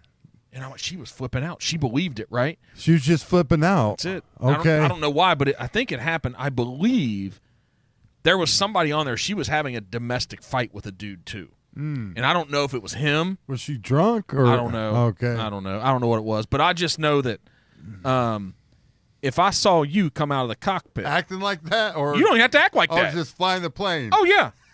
I'd be like, he ain't real. He does not have his pilot's license. I am not getting on. Yeah, United Airlines don't hire people like me. That's funny, though. And especially, I like getting on the plane and looking at people's faces. Yeah, they don't want to look at you. They don't want to look at you. How many people make eye contact? Or I sit down next to them, No, bro. no. They're like, oh, shit. Like, I got in the wrong seat. Right. I'm sitting in the wrong place. I try to get the exit seat, by the way, bro. I need a little extra leg room. How many people honestly make eye contact with you? Not too many. No. But that's one of the unlocks to life, I found out. Oh, yeah? I think so. You shake somebody's hand firm and you look them in their eye. Yeah. Oh, yeah. And talk to them. Yeah. Communicate. Get something cranking. Right. I don't know. I found that's an unlock for people. Yeah, especially if I'm sitting here at Mr. 5'8", talking to Mr. 6'7". I mean, let's be honest. Life ain't fair. Life isn't fair. It's not, is it? Do you know what I'd do with 6'7"? What would you do with 6'7"? I sure would walk taller. But this world's not fit for you either, is it? Like doorways, having to duck and getting on planes. No. We just moved. We had 9-foot ceilings in the house we built, and then in the apartment we had 9-foot ceilings, and then the condo we just bought, it's 8-foot ceilings, bro. And I hate it, but wifey likes it. And the condo wife. Hey, you're gonna like that condo wife. Yeah, no cutting grass. No maintenance, right? Yeah, and she's like, if you're going to be playing around being Mr. TikTok star right. and you're not home doing this. Right, if you ain't keeping up with the yard, we'll get a condo type of thing. Plus, I drive a truck, but... So what's being a truck driver like? I think this world, I don't think we have probably the proper perspective and respect. During COVID, they did. They woke up a little bit. We appreciate y'all are getting us our shit and still working. Oh, the bread, the milk, the toilet paper, the this, They've the forgotten. that. We've already forgotten. Okay, yeah. We're back to normal. Yep. Yeah, very, very underappreciated, man, the truck driver is, bro. But how do you fix that? How do you make someone appreciate something? You don't. Stop delivering it? Go on strike? I don't know. But I do. I think when I'm out driving, man, on the roads, a lot of people show a lot of disrespect for truck drivers. And if I was sitting up there in that cab, boy, I'd probably hate some humans. I think I would. Just thinking they own the road. And what I think I'd have this moment. I'm like, do y'all know what I could do? Right. With this 18-wheeler. Yeah. Do you know what this could do to you? Like, I have respect just for that. Yeah. Stay away. Right? Just get away. Give Get them past their it space. quick. Yeah, Try not to sit there in that blind Right. spot. Just right? sit there. Yep. Like, what are you doing? Like, and how many times do we think, because when you have gap between the front of the 18-wheeler and the next car, when traffic's stop and go, yeah. there's going to be a gap because you guys start a little bit slower. And also you're giving some space because if they're going to brake, you need to be able to stop. Everybody thinks that gap's for them. Right. Don't they? They're like, that's my spot to get into. That's my spot to get into. You're right there, right. You got that right. Yeah. It's, I don't know, bro. They think they're invincible, man, but it happens. You know, unfortunately, there's semis and cars getting tangled up out there. Yeah. The ones that get me are the cars that are 70 miles an hour, bro, with a trailer stopped and bam, because they're on their phone. Happens a lot, doesn't it? Smack right dab in the. That's sad. Yeah. That happens. A lot. There's so many fender benders, bro, because of phones. It's ridiculous. But that's what's making you famous. What do we do with this world? Right? Yeah, Steve Jobs- I gotta have my phone. Right? But then that's creating. I mean, I'm distracted at times. I ain't gonna lie. Yeah. There's times when I look at that thing I shouldn't. Yeah, me too. Right? I think that's everybody. That's everybody. It's not good because it's like, well, we just couldn't wait 15 minutes. We couldn't just wait 15 minutes to get there. Mm-hmm. No. What do we do with that? Do you still drive a truck often? Yeah, I drive every day. I'm local. Okay. I work out of Monroe, deliver installation I go to Richmond, Indiana a lot, but I'll go to job sites, building hotels and stuff like that, drop off installation. Do you have the two-wheeler thing on the back that you offload stuff, or is it a true 18-wheeler boxed in? Yeah, it's true 18-wheeler, Okay. and they would just hand load it off the back, throw it. You could just throw that shit on the ground, but yeah, I mean, I've been driving 21 years, never have been over the road, you know, and they're. What about I'm those? I'm not I don't sleep in my truck, so maybe I'm not a real truck. Maybe you're not one of those guys. Yeah, but I have a CDL and I drive an 18-wheeler. I don't know what else to tell you. What do you have like a respect for those over the road guys? Oh, big time. I was talking to him about that out there. Big time respect. I don't see how they do it. I mean, they do it, but I couldn't do that, bro. I couldn't live my life out of a truck, man. That's what they do. They drive 11 hours a day. They take a shower. They eat and they sleep. That's it. I mean, that's pretty much it, day after day. But they're dedicated to that money. Is that what it is? Are they making pretty good money? They're making good money. You know, they're sending it home to the wifey or whatever. But you got to feel proud about that, man. And that kind of breaks my heart. You know, I love the first responders, the firemen, the policemen. But that's pretty much it, you know. Let the truck drivers get half price on stuff. Let the truck driver be as important as the first responder. Why not? That society don't see it that way. Well, we'll pay a sports figure or let a CEO make $50 million. I'm not trying to hate and take away, but it's like, man, we do have some things wrong. Yeah. We got some things wrong. We got some things wrong. Got some things wrong. We got some things wrong. We do live in a market society. I get it, and it's capitalism, but we got some things wrong. I don't know if they're going to be right, but we got some shit wrong. Yeah. It's definitely, and it's been like that, I don't know, for a long time probably. Like smoking the bandit days, maybe the truck driver was respected, but man, it's been so long. And I can't even put myself in their position. Like maybe I don't feel like maybe it's just me. I don't feel like a real truck driver because I'm not putting in that sacrifice. I do sleep in my bed every night. So you get to live a more normal life. Yeah. It's just the thing you do for 8 or 10 hours is just drive a truck and deliver things. But other than that, you get to live a normal life. Yeah. And they don't get to. Right. And how many of them are there? Do you know, is there a certain number of over-the-road truckers? Is there? I thought 3 million-ish. That's wild. That's what I heard, 3 million-ish in the U.S. And that doesn't surprise me, though, because if you go out here on the highway, if you get into a backup jam, look at the trucks in line. Yep. It's amazing. Yep. You don't even realize that. Truck after truck after truck after truck after truck.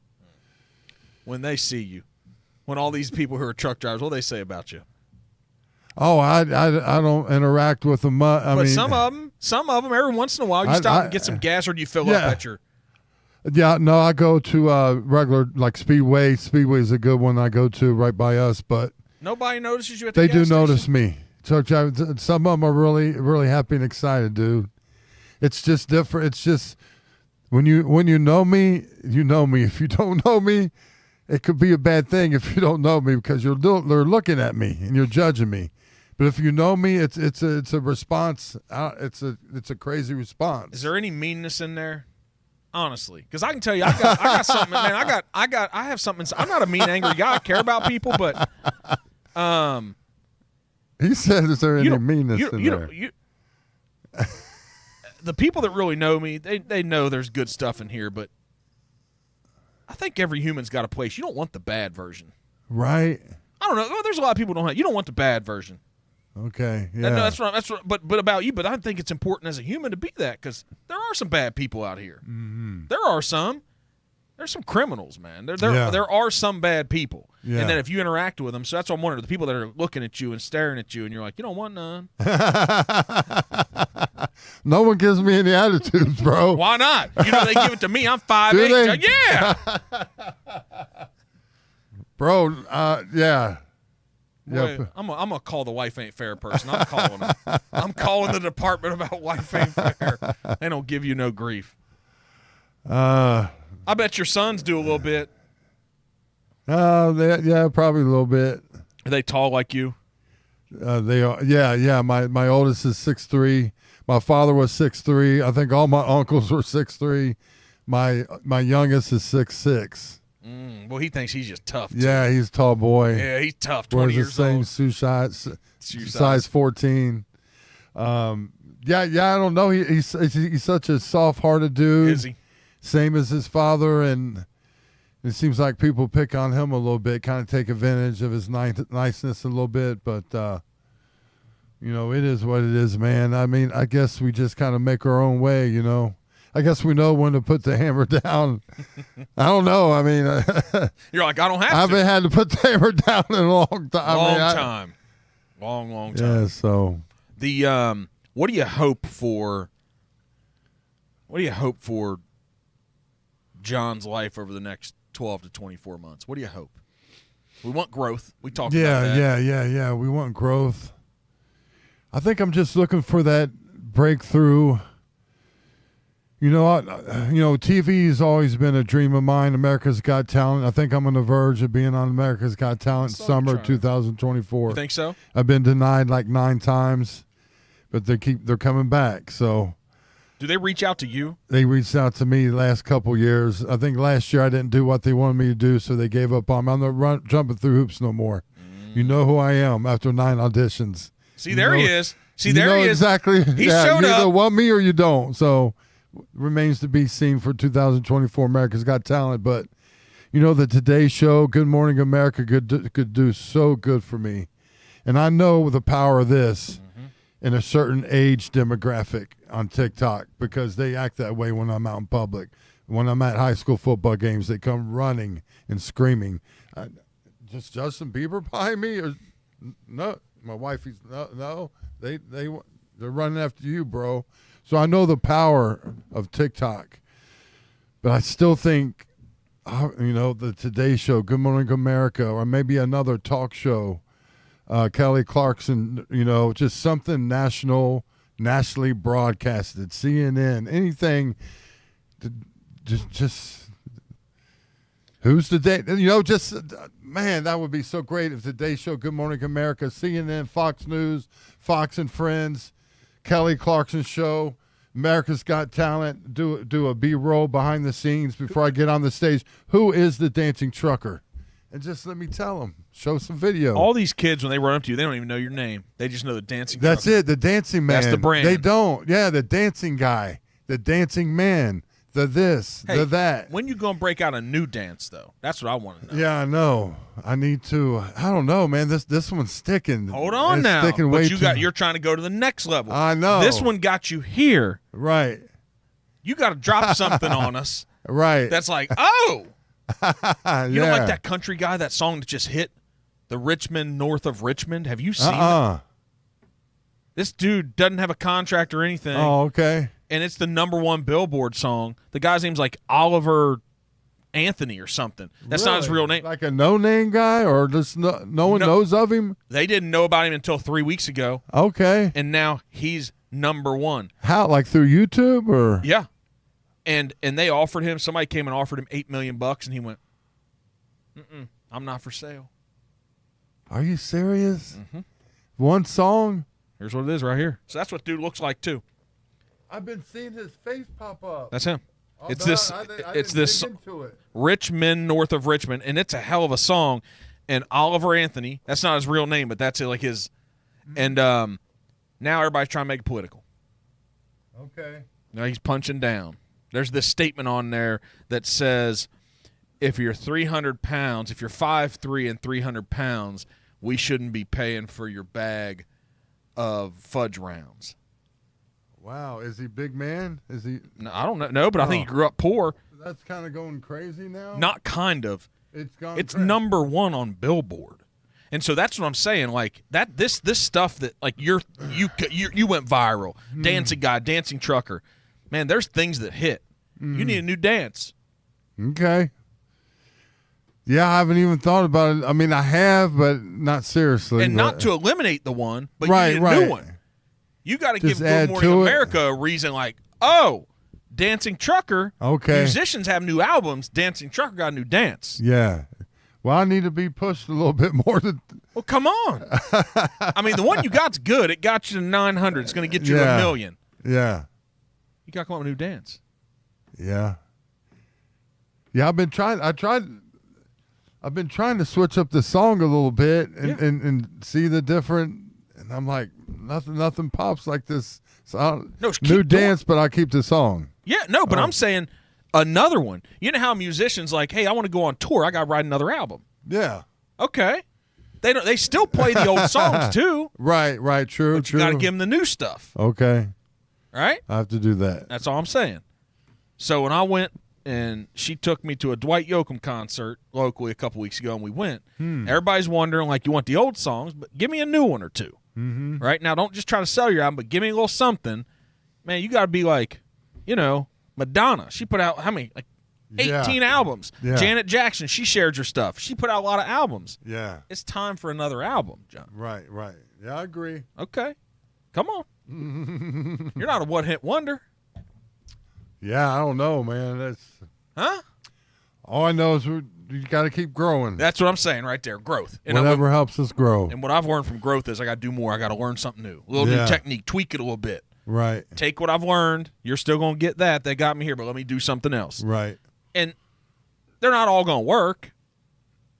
But I think you do a contest. You do a social media contest about pick the best new song. Pick the best new dance. Mm-hmm. You put out 5 dances, and they're all going to be goofy as hell. Yeah. But then they'll start voting, and they'll tell you which one they like the best. There you go. That's what I got, man. So for the next 18 months, next 2 years, growth, you want people to reach out and call America's Got Talent. Yeah. Just some broad exposure. Broad exposure, bro. Experiences. Broad. Some a little bit more than TikTok. That's what I want. That's what I'm looking for. That's what I need. So when Steve Harvey brought that guy out, who'd he bring out? Chubb Rock. Yeah, treat him right. Did he know you liked Chubb Rock? Did he know that? Yeah. He already seen the viral video at the time. That video was going viral with like 7, 8, 9 million views. He brought him out. And he brought him out. I didn't know he was there, and I didn't know he was there till the last second. When he was brought him rapping behind me. I didn't know he was there, but was that cool? That was super cool. Yeah, super cool. And they had the dance floor. Did you dance there? Yeah.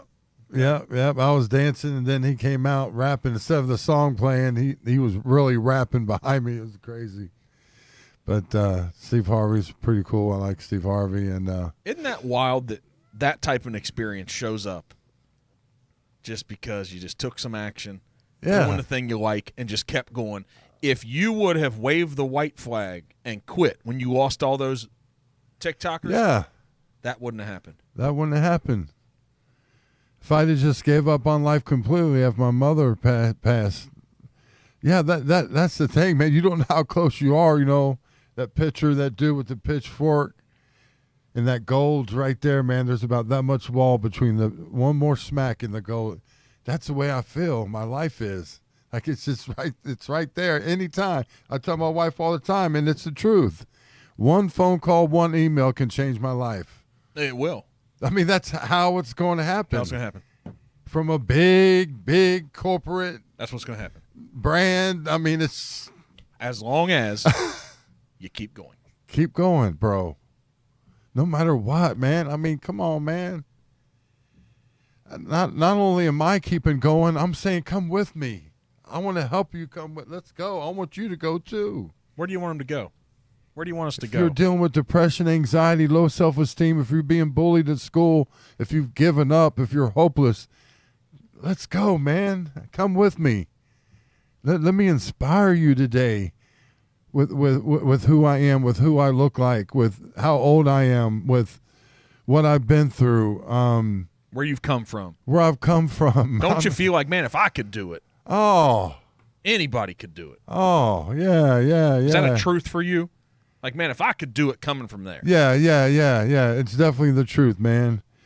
And it's an honor and a blessing to be on this show, bro. Why do you think that? Because it's so good. This is so good. The way, I mean, you need exposure. Yeah, we'll get there. You need to get bigger. You need to be on a broad scale because you know when that's going to happen? You really do this really, really well. You know when that'll happen? When I get good enough. You're- That's life. No. See, that's what happens. If you keep going, all of us, if we keep going, it doesn't always happen Right. as quick or as fast. You don't know. Do you know what I do? So I was texting we keep on people were reaching out to us consistently. Like, Okay. it's happening. Yeah. they're like, hey, nice. listen. Nice. Right? And so before, we'd have to contact a bunch of people. So this is starting to happen. Like, we're not getting big-headed. We still reach out to a lot. But we're starting to have people reach out to us with hundreds of thousands of followers, right? So here's what will happen. Somebody that has millions is going to call. Someone. Yeah. Now, we're still working hard connecting with them, too. But it's like, so you know what I do to get better? I don't get caught up, even though you're going to give me the accolades. Man, thanks for being here. Yeah. The moment you leave, here's what happens. Guys, what do I ask you? The moment he leaves today, what am I going to ask you guys? What can we do better? Instantly. Okay. Guys, what could I do better today? What could we do better? Is there always an answer? Usually. Okay. But I think the importance is that we're asking the question. Yeah. Just ask the question. Keep asking. What can we do better? Like, where's the crack? Yeah. And then what I think happens, what we've seen is that, so here's what I do. I spend hours, so I'm a real estate agent by trade. You're Right. a truck driver, I sell houses, right? Built this company, have all these realtors. So my professional day job is selling real estate. It's given me a good life. We're able to build this thing. Nice. It's fun, but we've only just started. Okay. Right? That's the Yeah. attitude. But I think what happens is I spend a lot of time late in the evenings watching guys like Larry King, not with us anymore, but his conversations with people. Charlie Rose, his conversations with people. I'm like, those guys are the great ones. Yeah. They knew how to unlock conversation. Right. They knew how to feed, and I'm like, okay, let me just believe for a half a second I'm decent. Nowhere near decent when you compare yourself to them. But here's the thing. I'm not judging myself in comparison to them, but I'm really evaluating, be like, boy, I got a long way to go. That's where you can stay humble. Right. That's where you can stay humble is be like, whew. There's a long runway that a lot of people have already taken off from. So I'll watch their interviews, man. Yeah. Yeah, like Joe Rogan's real good at what he does. He's so good. And you got the perfect voice. Does anyone compliment you on your voice I don't think so. through the microphone? No. Does it work well? Oh, man, your voice is real easy to listen to. It kind of draws you in. Good. So you got the perfect voice Connection. for it, too. Yeah. So only thing I want to, same thing with you, man, is like, if we keep going and every day asking ourselves, like, hey, how can we get better? Every day, how can we get better? Keep going. Because I always tell them, like, y'all, wait for another 50 episodes. You think we're good now? Wait for another 50. And so what I'm telling myself is I'm not hanging my success on any individual one. Right. Right? Right. It's like we're going to keep going. We got a lot more. Yeah. And we're going to look. And you're enjoying the process. Man, I like enjoy this it. is you isn't love doing this? This doesn't work to me. Okay. Yeah. This doesn't work. Yeah. This doesn't work. And I think, but the reason is because like I'm curious. Yeah. Like I'm really like you're real in here. I'm just like John. That's this guy. another thing that drew me, and I could tell. I'm a good reader of people. Yeah. I'm like this dude's on another level when it comes to podcasting. This dude. What's about you? I want to learn. Yeah. I'm sitting here the whole time like, how did this 6'7", tattooed, 53-year-old truck driver who's had a lot of adversity in life. Right. It's not just your mom passing away. It's a house burning down. It's all. It's been a tough life at times. How does that guy end up here? That's the story. Boy, yeah. Right? And that's the conversation, and we can piece it together like, oh, there's the mindset. Yeah. And I know what it is. All you said was, man, I'm looking for growth every day. See, that's not normal. That's not right, normal. right. That's not normal. Right. That's why you have happened. And are you religious at all? Spiritual? So here's I share with everybody. So I'm just curious. So I grew up that way. Here's what I truly am, man. This stuff will limit me. I'm truly agnostic now. Let me tell you for 30 seconds why. I'm not atheist. Mm-hmm. I'm agnostic. Okay. Because I lead a company with people who are Jewish, people who are Christian, and then even inside Christianity, people who are Catholic, people who are Presbyterian, Methodist, Baptist. And I got to love them all, support them all, hope for their happiness and growth at the same level. And if I'm really honest about all of those people, and I have a Muslim friend, I know that seems crazy, but I have a good friend, he's Muslim, goes to, he goes to the mosque all the time. Like, he's become a good friend. And I don't know which one's right, man. I'm just being honest. Right. I don't know which one. Yeah. And that's what causes me to be agnostic. Like, y'all, one of y'all's right. Yeah. Yeah. So I'm it's just kind of the same way. So it's a struggle. But man, I grew up. I was raised as a significantly Christian, like hardcore. It ruled our life. It was cultish, and so that gave me that perspective. And but my mom, I love her to death, man. She still reads the Bible. She prays every day. So I don't judge anybody. I'm from this position of, guys, I don't know. Right. I'm just trying to do what I can every day. Yeah. I just know I'm here in this physical body. It's weird. This thing's weird. Life is weird. Right. And I think that I've known that when other people make me feel good, it makes my life better. Yeah. And so then I'm like, okay, if that's made my life feel better, the ones that have helped me change my life, then just let me do that. Yeah. Like, let me go help somebody who made $50,000 who was struggling paycheck to paycheck and give them an opportunity to make $150,000. And I've done that many times with my company. Okay. Right? Yeah. Like let me show people that a different life is possible. Right. That's the only thing I'm capable of. And so whatever I believe, one day we're going to know or not. Yeah. So, but that's it. So whatever you were going to say. So religious, man, I'm not religious, but I'm not anti-religious. Right. I'm not spiritual or anti-spiritual. I'm just like, the only thing I believe I can control, I really believe this, is that trying to make other people's lives that I come into contact with every day.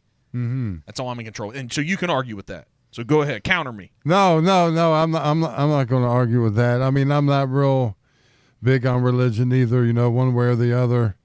I mean, I listen to church on my phone. You know what I mean? I don't actually go to church like I do, step in the building and whatnot. But I just like, I don't hardly ever read the Bible, but I don't know. I just believe. I feel the Holy Ghost. I feel the Holy Spirit. I know God's in control, and you know what's awesome? Yeah. It's like I don't disagree with that. See, that's the thing. I'm not.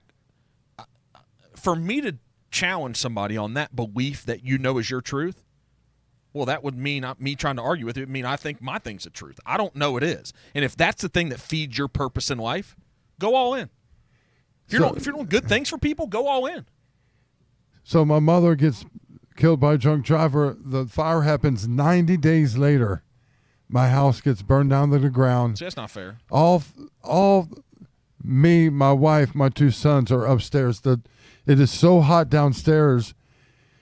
Something woke me up at 2:30 in the morning. Yep. And I smelled electricity burning. I don't wake up at 2:30 in the morning. The bedroom door was closed. If it was open, we would have died.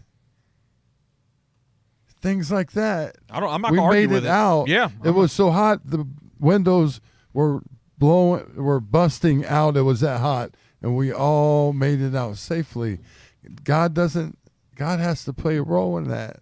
My mother, somebody. So that's what's funny. So I think, here's what's funny. I don't disagree with it. I'm not, Yeah. I'd be crazy to try to counter somebody's purpose or their reason for believing. Yeah. That and so many people try to.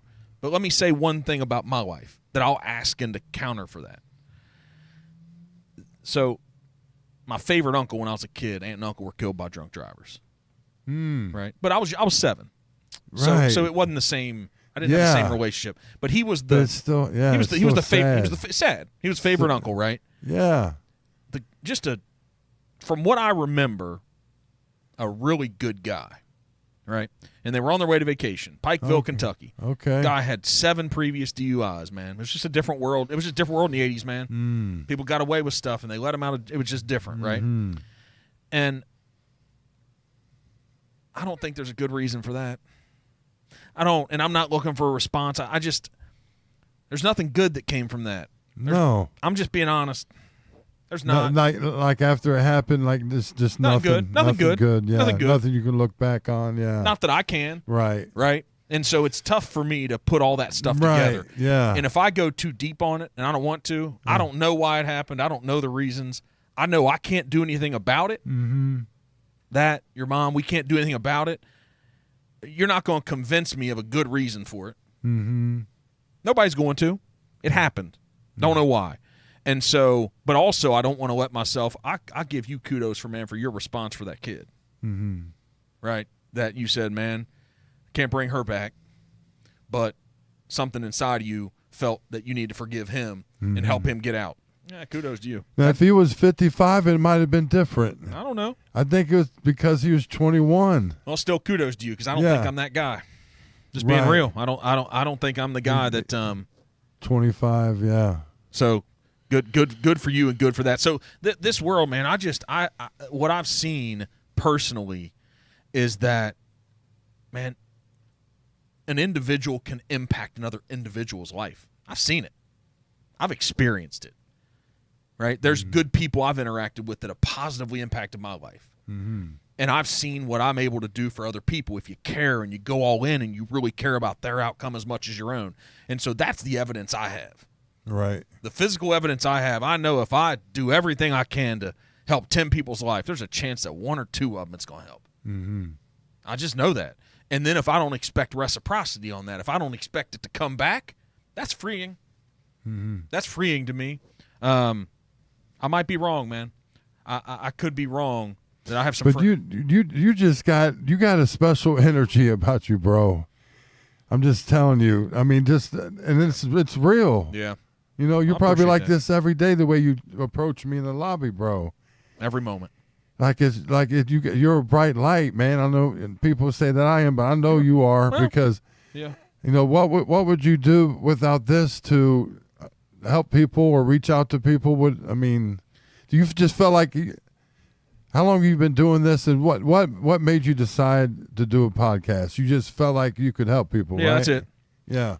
There's a lot of people that want to start businesses. There's a lot of people that don't have the confidence and the faith to do what you're doing. They don't have this belief like, let me just go dance and laugh at myself and it's okay. And there's a lot of people that have these thoughts, but they don't have the confidence, don't have the self-esteem, don't have the right people around them. But also, there's some people who shouldn't. There are. Because if you're not going to go all the way, don't start. Yeah. I guess it's okay to quit at some things I have in life, but you get to a point in life, it's like, hey, stop using these things as stepping stones. Make sure one of them's the place you're going to arrive. Right. Yeah. And so I realized I'm around a lot of people that they don't know it's already inside of them. They don't know that they already can.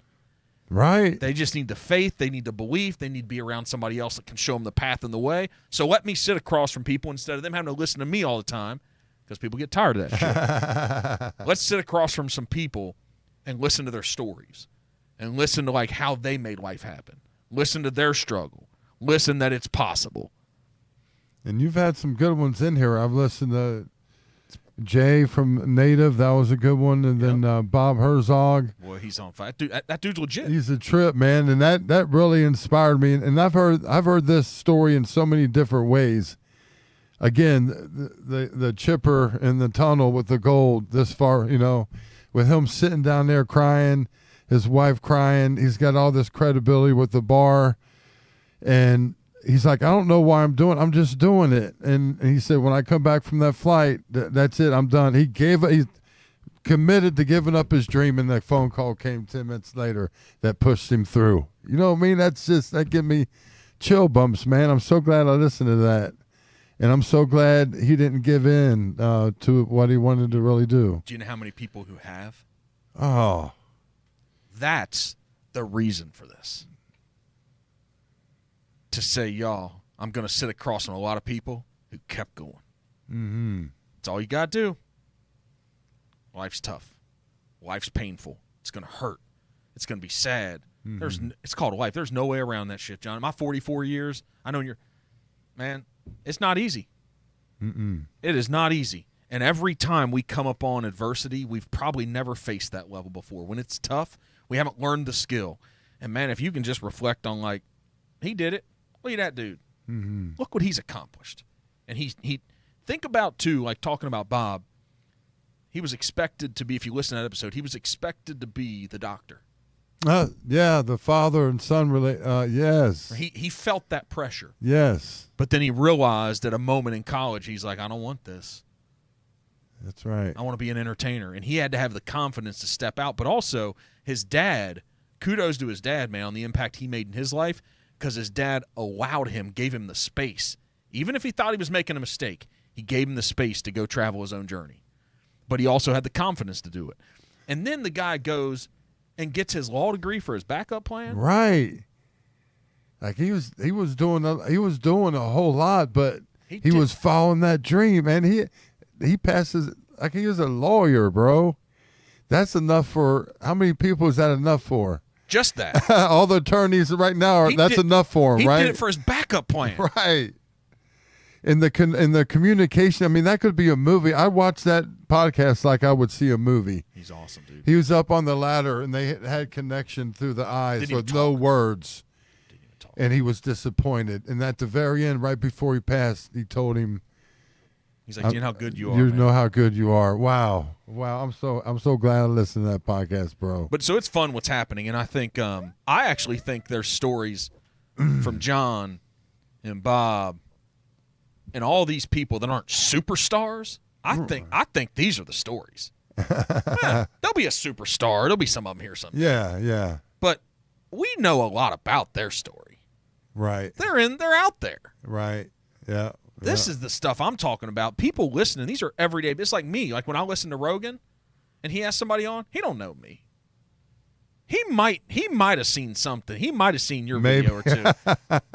You're somebody he brings on. You are. He'll get on the phone. That would be crazy. Yeah. If he brings on a beekeeper, he brings on people.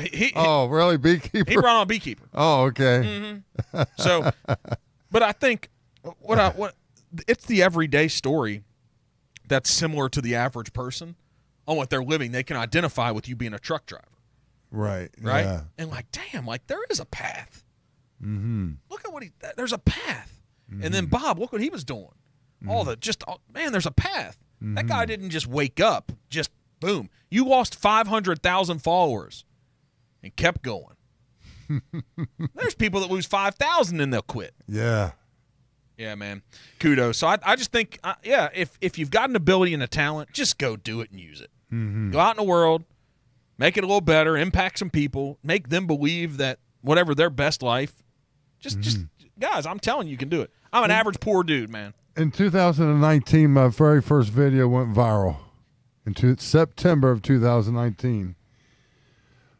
Me dancing on the street corner, dancing for smiles. No music, by the way. The actual video, not a hint of music. It's the girl giggling as she's filming. Barstool Sports shares it, over 1 million views. I cry. I make a video crying. I got my first 1 million views. But it was emotional. I already see it. I see that when you have a vision and it really happens, I'm going to cry, right? Every time. Because I already seen it happening. And that video, I was with Mario Lopez at Access Hollywood last year. He did my dance with me. You know Mario Lopez, Saved by the Bell. Yeah, man. I guess he ended up through research that one video has 80 million views on it. That one video. With you and him dancing. No, the one on the street corner with the girl giggling. with the girl giggling. Or no music. With no music. And and when something like that happens, man, it's like no one can say anything to me. And they shouldn't be able to. Because I'm doing something for there's something happening there. But here's what else is happening. Can you even explain it? I can't even explain it, but something's happening. I know what else is happening. You feel good about you. Yeah. That should be a part of it. Yeah. It's like, man, this feels good. Oh, yeah. Look at what I get to do. And then at the same time, other people are giggling. Yeah. Right? Yeah. And Yeah. Mario Lopez doing your dance with you. Yeah. What? Yeah. That was pretty cool. That was pretty cool. Huh? But here's what I think and why everybody should believe that they can, man, I don't know if we can do anything we want. I think we probably have some limitations. Definitely. But we can do I can't fly a jetliner. Oh, well, I'm going to tell you, I ain't going to be on it. But I'm not going to be That's on something it. I can't do. But, yeah, we all have limitations. We have limitations. But I think there are way fewer limitations than we believe. I don't think we have the limitations that we put on ourselves. I think we're capable of so much more than we believe. Let me ask you this. Yeah. What did you want to be when you're in grade school? I wasn't a guy who had anything. Okay. I just didn't know if you... I wasn't. How'd you get into real estate? Somebody told me, adjunct professor when I went back to school, take night classes at Thomas More. I'm 25 years old, and I'm getting ready to quit this job. I had really good opportunities from 19 to 25. I went to school non-traditionally. NKU for a year, terrible grades. Just not there for a reason. Went and ran a retail store in Iowa at 19 years old. Okay. Making $23,000. Nice. Normal person, man. Yeah. Not doing anything big. But I could tell you the things that were the unlocks for me. This ain't about me. But so I was at that class that night with that adjunct professor, and I had done this job for 6 years. And I was like, man, I'm going to quit. And he's like, you got some talents, man. You should be a salesperson. I'm like, yeah, everybody's kind of told me that. Like, well, what type of sales? He said, you should be in commission sales. I'm okay, commission sales. All right. Well, what type of commission sales? He's like, I think you should get your real estate license. Now, who is this? His name's Jack Rudnick. Just Adjunct professor. Okay. Works during the day, teaching a business class at night. Okay, and you believed him. Well, here's what I thought. You took it to heart. Yeah, here's what I thought. Like, He's a good, nice guy. And I went, let me go look into it. So he didn't do anything else. He didn't help me. No more advice. But he's like, that moment. Piece of advice. That's it. And so then what I did was, so this is the unlock. I then just went and took action on it. Yeah. Okay. Let's see. I was like, looks like I make some good money. This looks like fun. Real estate, cool, good. Get my real estate. But the moment I chose to become a realtor, I'm going to be the best. There you go. Okay. I'm going to be the best. I don't know how, but I'm going to be the best. Now, am I still the best to this day? Probably not. Who's the best? Who's the best? Yeah. I don't know. There's no way to define it like Michael Jordan, like being a dancing trucker, the best. But I just know that I'm going to go all in, man. And I'm going to work day and night, as many hours as I possibly can work to go all in to be the best at what I did. And I did that when I ran the retail store. I did that at 14 years old when I was working full-time at 14, doing landscaping. Right. So you started young. Yeah. Young. 14. 12. 12. I was working on a maintenance crew at 12 at a nursing home that my mom was a nurse at. 12 years old. And so, but every time I would mulch a flower bed, the edges of that flower bed, I remember, it's like, those got to be good. Mm-hmm. When I'm pulling weeds, got to get them all. Okay. When I'm putting that mulch down, man. Looking real good. Yeah. Right? If I would have had a relative that would have taught me how to drive a truck, I would have made sure, man. Yeah. That I don't load it. Somebody else loads it. But I'd watch, and I'd pull up. And if I had some impact on it being loaded, and I'd be like, hey, let me tell you, it's my truck. We're going to load it this way. Yeah. And I know they load it based on how it's going to come out and what stops and all that, right? But then I would also make sure that I don't know what I'd need to study beyond a CDL. But, man, I'd try to be the best damn truck driver. Yeah. On however I'm telling you, that's my approach. Right. So no matter what I've chosen to do in life, man. I like that. Just got to be the best. I like that. Yeah. Where'd you get that from? I don't know. You think there's someone out there right now trying to be the best janitor in their own mind? Like I'm going to probably clean the bathrooms better than anyone else. I love that. Probably. I love that. There's people that have said those things before, and I just know that if somebody needs one approach to taking life, no matter what the job is, that will get you. So I'm sitting here today building this thing and having great people around me. I'm sitting here today because of that mentality. Right. That's it. Yeah. Because every time when you try to do something great, the things you learn, boy, it sets you up to be a little bit better tomorrow. Yeah. A little bit better. And then people, they see it. Mm-hmm. Managers see it. Owners of companies see it. And then you become valuable to their organization. And you get a raise. You get a promotion. People try to push back on that experience from me. They try to say, that's not always the truth. I'm like, guys, it's been my truth. Mm-hmm. I'm just telling you because nobody gave me anything other than an opportunity. Right. And so when you're better than anyone else, you're seen and you're valuable to organizations. And if you put yourself where you're the most valuable truck driver, you're the last one they're laying off. I'm not trying to be mean if you've ever been laid off. I'm not trying to be mean. No, not at all. But I know how business owners think because I'm one now. Right. I know if I have to make cuts, I'm not cutting the most valuable. Mm-hmm. And I'm not going to tell the people that because I'm not trying to ruin their self-esteem and I'm not trying to ruin them. Mm-hmm. That's just the decision I'm making. And them being most valuable that wasn't up to me. I'm not a play favorites guy. Right. Who's the most valuable to my company? Yeah. Yeah. And that's also who gets the first call on the promotion. Right. Right. That's the first person to get the raise, man. Mm-hmm. So what I've seen about life is we're in control of so much more than we believe. Mm-hmm. It's not based on reading a book. It's not based on just some opinion that's based on my life lived. Yes. And I'm like, if I want a better life, it's not all going to go my way. I'm going to have losses. But if I want a better life, I got to get it. I got to earn it. Mm-hmm. There's some bad shit that's going to happen, right? It's my uncle, your mom. There's bad stuff that we are not in control of that I can't explain. But I know I'm not going to wait to go all in because I'm planning on life to be full. Mm-hmm. So if it's going to be full and if I'm going to live it to the max, then I got to go all the way. Do we as human beings, and I used to preach this a little bit when I would go live on Facebook years ago, not so much now for some reason. I still should be preaching it. Do we not realize how much power we have? We don't. We don't. Nobody. I'm just like, you want more money? You have the power. You do. You want a better relationship? You have the power. Yeah. What do you want to do with your life? You're not happy? You want to be happy? You have the power. A lot of people don't want to hear it, though, man. You have the power. Yeah, but it's hard. It is hard. I'll give you that. It's hard. It's hard to change your mindset. It's hard to change your perspective. It's hard to change behavior. Think about losing 100 pounds. That's hard. Not easy. Right. Every day. That is hard. That is hard. That's change behavior. Yeah. What you eat, working out, going to the gym. So I'm not judgmental when they say punching down. I'm like, but there's a reality that if you want something different, you better do something different. If you want to change life, you better change some things. Mm-hmm. I've just realized this, and I know some of us start out. I use this analogy like I was this public school kid who grew up poor and all that. But you know what's funny? That probably benefited me. Right. Right? And so I think there's some kids that go to a private school, their family has money, they go to some Ivy League college, they get some big Wall Street job, they do all these things. You know what? I'm not tearing them down.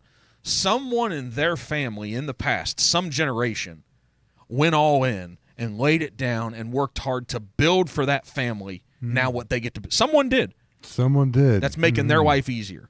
So they started on like second base on a baseball analogy. Me and you didn't even start in the dugout. We weren't on the team. Right. Right? Right. So that's so good. That is so good. Is it fair? I don't know. Probably. I don't know. I don't know if it is or not, but I know this. My dad, my grandpa, my great-grandfather, somebody didn't do what their person did. Okay, it's up to me. It's up to me now. Let's go. Yeah. Let's go. There's a video that my wife's seen out there. You may have seen it, and she said it brought her to tears thinking about me growing up. All the kids, college kids, lined up on a football field, side by side. And I guess I'll say it. There's, all the fortunate ones were white, and there was a couple black ones not so fortunate. But they asked them, "Did you go to the same school every year? Step forward. Did you have an advantage? Step forward. Did you So, good childhoods, they're back here the whole time. Go. They start running. They end up first after all that. It's all a mindset, though, man. So, Yeah. when you asked, do you think people, I don't know how you framed it, was it, do you know maybe what we're capable of, or Do you have the power? I just don't think a lot of us think that. Yeah. If you're not taught that, you have to learn it somewhere. And so learning it, you got to be around the right adjunct professor that trips something. You got to be around the right person that says something like, hey, maybe you should do that. You have to be around someone who's doing it that can be a mentor for you. Mm-hmm. And I think that's on us to go out and find those people, man. That's what I've found in life. Because there's a lot of things that aren't fair. If we want to talk about fair, there's a lot of things that aren't. Go do something about it. Right? Yeah. Yes, sir. Yes, sir. I don't think there's anybody coming to save us, man. Right. And I think that's what a lot of people think. Where's my hero? Who's going to save me? And that's what you're trying to do. Just make them smile. Yeah. Enjoy their life. Yeah. Right? Yeah. Treat people better. Treat people better. And the big one with me is, and someone told me this out at VOA in person, and I'm just astonished, man. Everyone's looking around. They're like, why are people wanting a picture of this dude just left and right? Kids, adults, it don't matter. Can I have a picture for my parents? Can I have a picture for my daughter? She's not here. Can you say hi to my cousin? She's in Alabama and she's a fan. And someone said, I said, I don't understand it. She said, because when we're having a bad day, we come to your TikTok and our day gets better. It's such a simple explanation. Like our day gets better because of your videos. Like, people have bad days. I know I have bad days too, but what's a bad day? It could be a variety of things. Man, I watched your video. When people are coming on, Dave sends me all kinds. He's a great producer. Sends me links. Yeah. I click on stuff. I saw the Steve Harvey interview. I watched that, right? And I watched you dancing with your black shorts on, that one recently. I saw you walk out on stage on VOA. So preparation's important. See, that's a part of being prepared. But in that video that you put those shorts on, those black shorts, I went, he's lost his mind. But I'm sitting there laughing and smiling. Are you? Yeah. Okay. And I'm like, man, kudos to him. He's crazy, man. Crazy. Kudos to him. Yeah. Right? And then I'm like, this is not normal. And then I'm like, see, this is what makes the world good and sweet. It's the people that don't just conform and we step out a little bit and do something different. And if they would have been videoing me last night, watching those videos, I'll smile the whole time. I know it. Okay. So there you go. Yeah. Appreciate that, man. You just make us smile, dude. And the perspective and the attitude and being resilient and overcoming adversity, man, that's important. Yeah. Talking about people that, how do you engage with your kids, and having a son 20 and 29, and some, there's anxiety and there's depression. And way too often everybody thinks like, woe is me, I'm the only one going through it. Let me tell y'all, there's a lot of people going through a lot of the same things that we're going through. Just look for the ones that have worked through it. Yeah. Oh, yeah. They're there. Oh, yeah. You've gotten through it, the tough times. They're there, man. And life doesn't have to be a continual, like, negative algorithm of like, oh, shit, this has happened to me. Damn, life's tough. It's not going to get any better. Man, there's a purpose. There is a purpose, and we can go out here and change people's lives. You're making me smile, man. You're making think I'm a crazy son of a bitch sitting here talking to John Jesus when I'm talking about with the crown of thorns, baby. Yeah, that just kind of goes. That just the head tattoos and the neck, and I'm like, what's? And the crazy thing is, my wife just continues to give me a pass. Like, is that what you want to do? You know why, man? She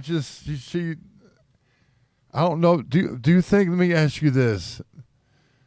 Do you think she feels sorry for me in any way that happened to my mother? Is why she just let me go so much? Or I don't know if it's sorry, man, but I think that she probably loves you so much. Yeah. That she feels like she can't say no to me. She feels sorry for the pain, man. Yeah. Yeah, I think so.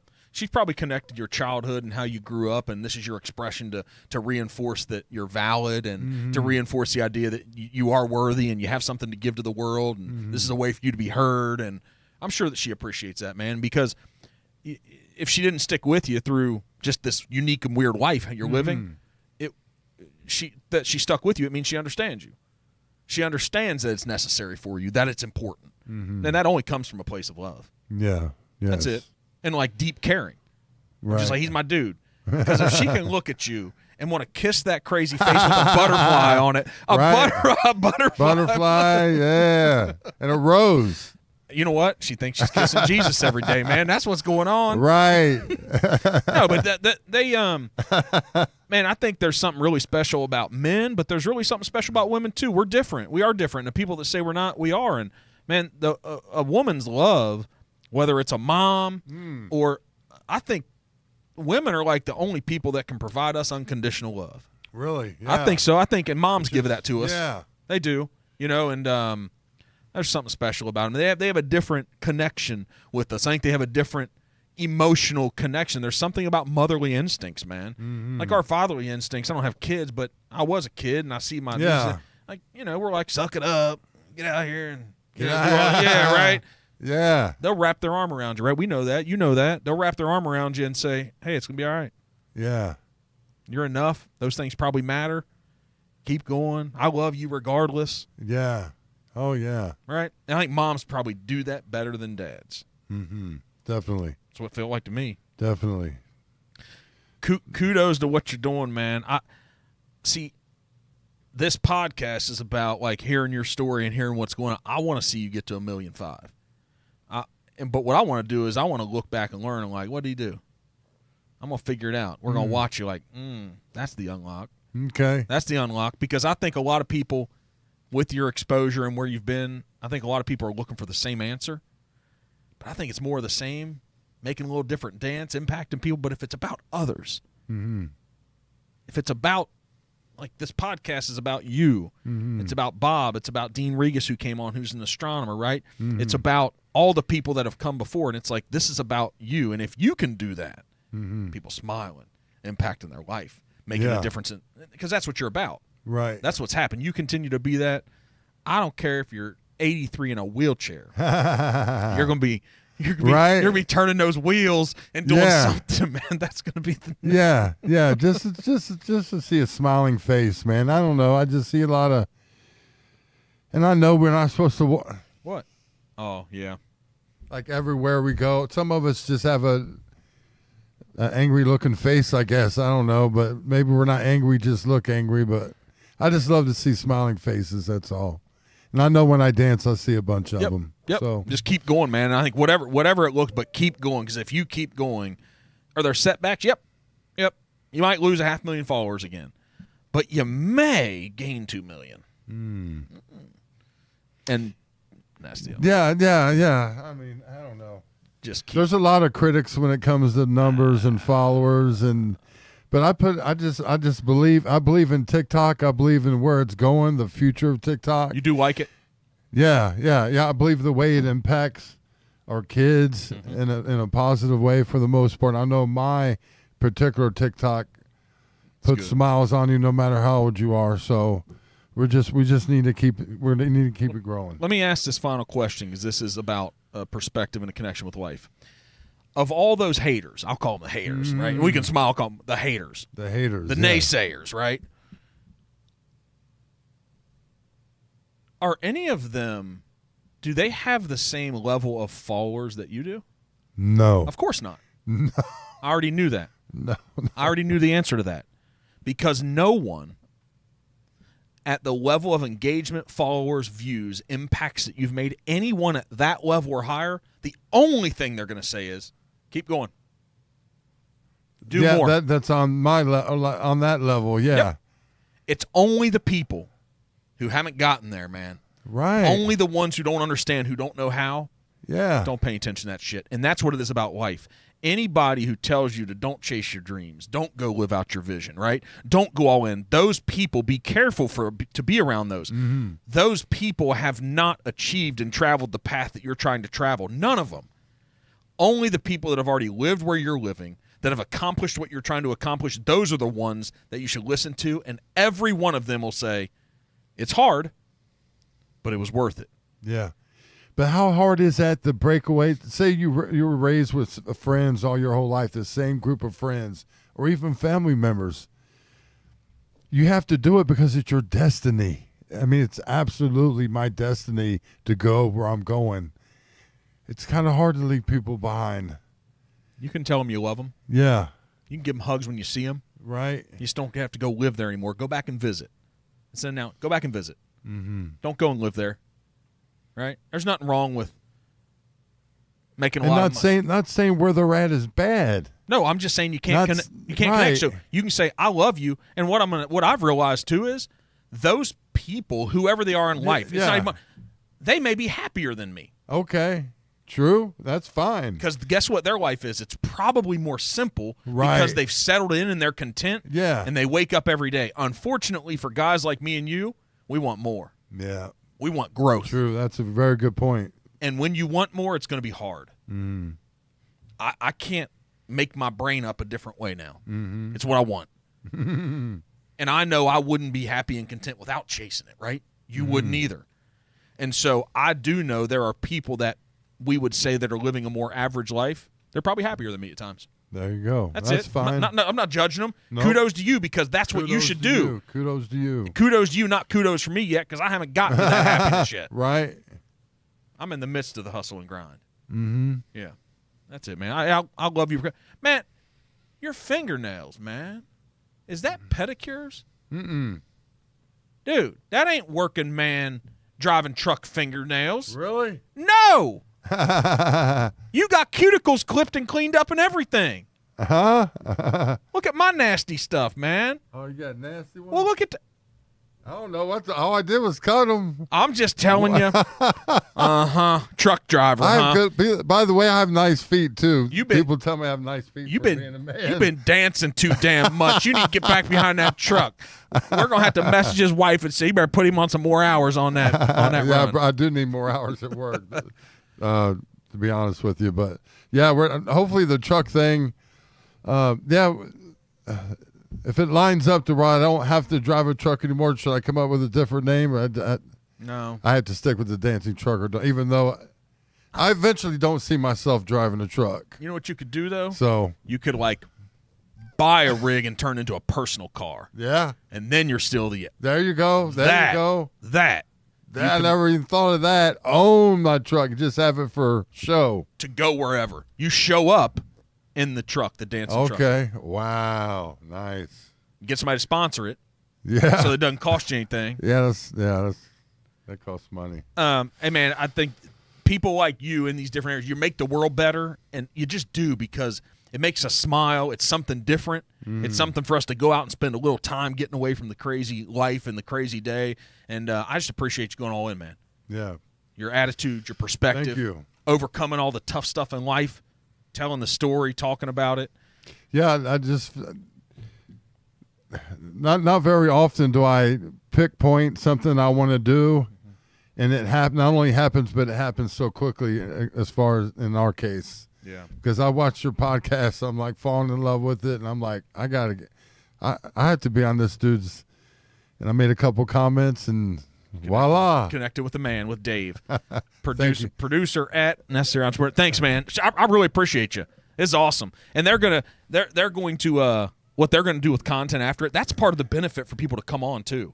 Okay. People ask us sometimes, like, "What's that cost?" Because they're going to cut up so much of this, and it'll be YouTube's you've seen, and then Yeah, like what do they call them? Small, shorts and reels?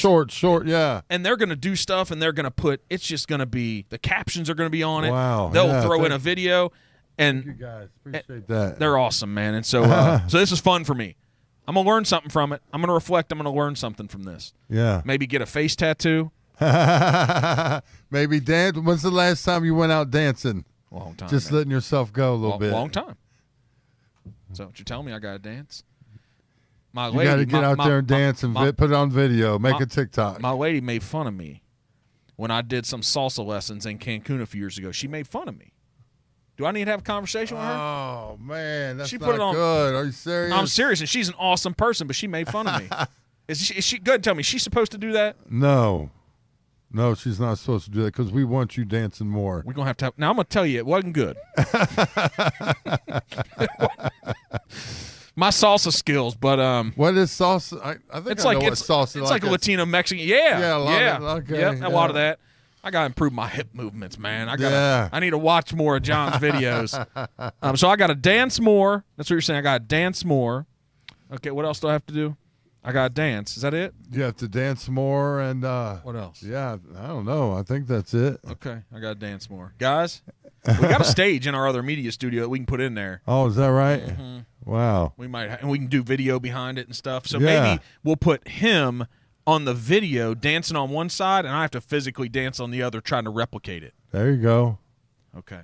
Because you being here, I'll feel bad about myself. Because it look bad. I need to put you on the screen. Well, this is the thing. You want me to switch up my dance so much and create another one? Yeah. Before I do that, I have to have you join me in this dance before I go to the next one. All right. Here's what we'll Can do. you do my dance moves for me? Here's what I'll do. With me, maybe. Yeah. Here's what we'll do.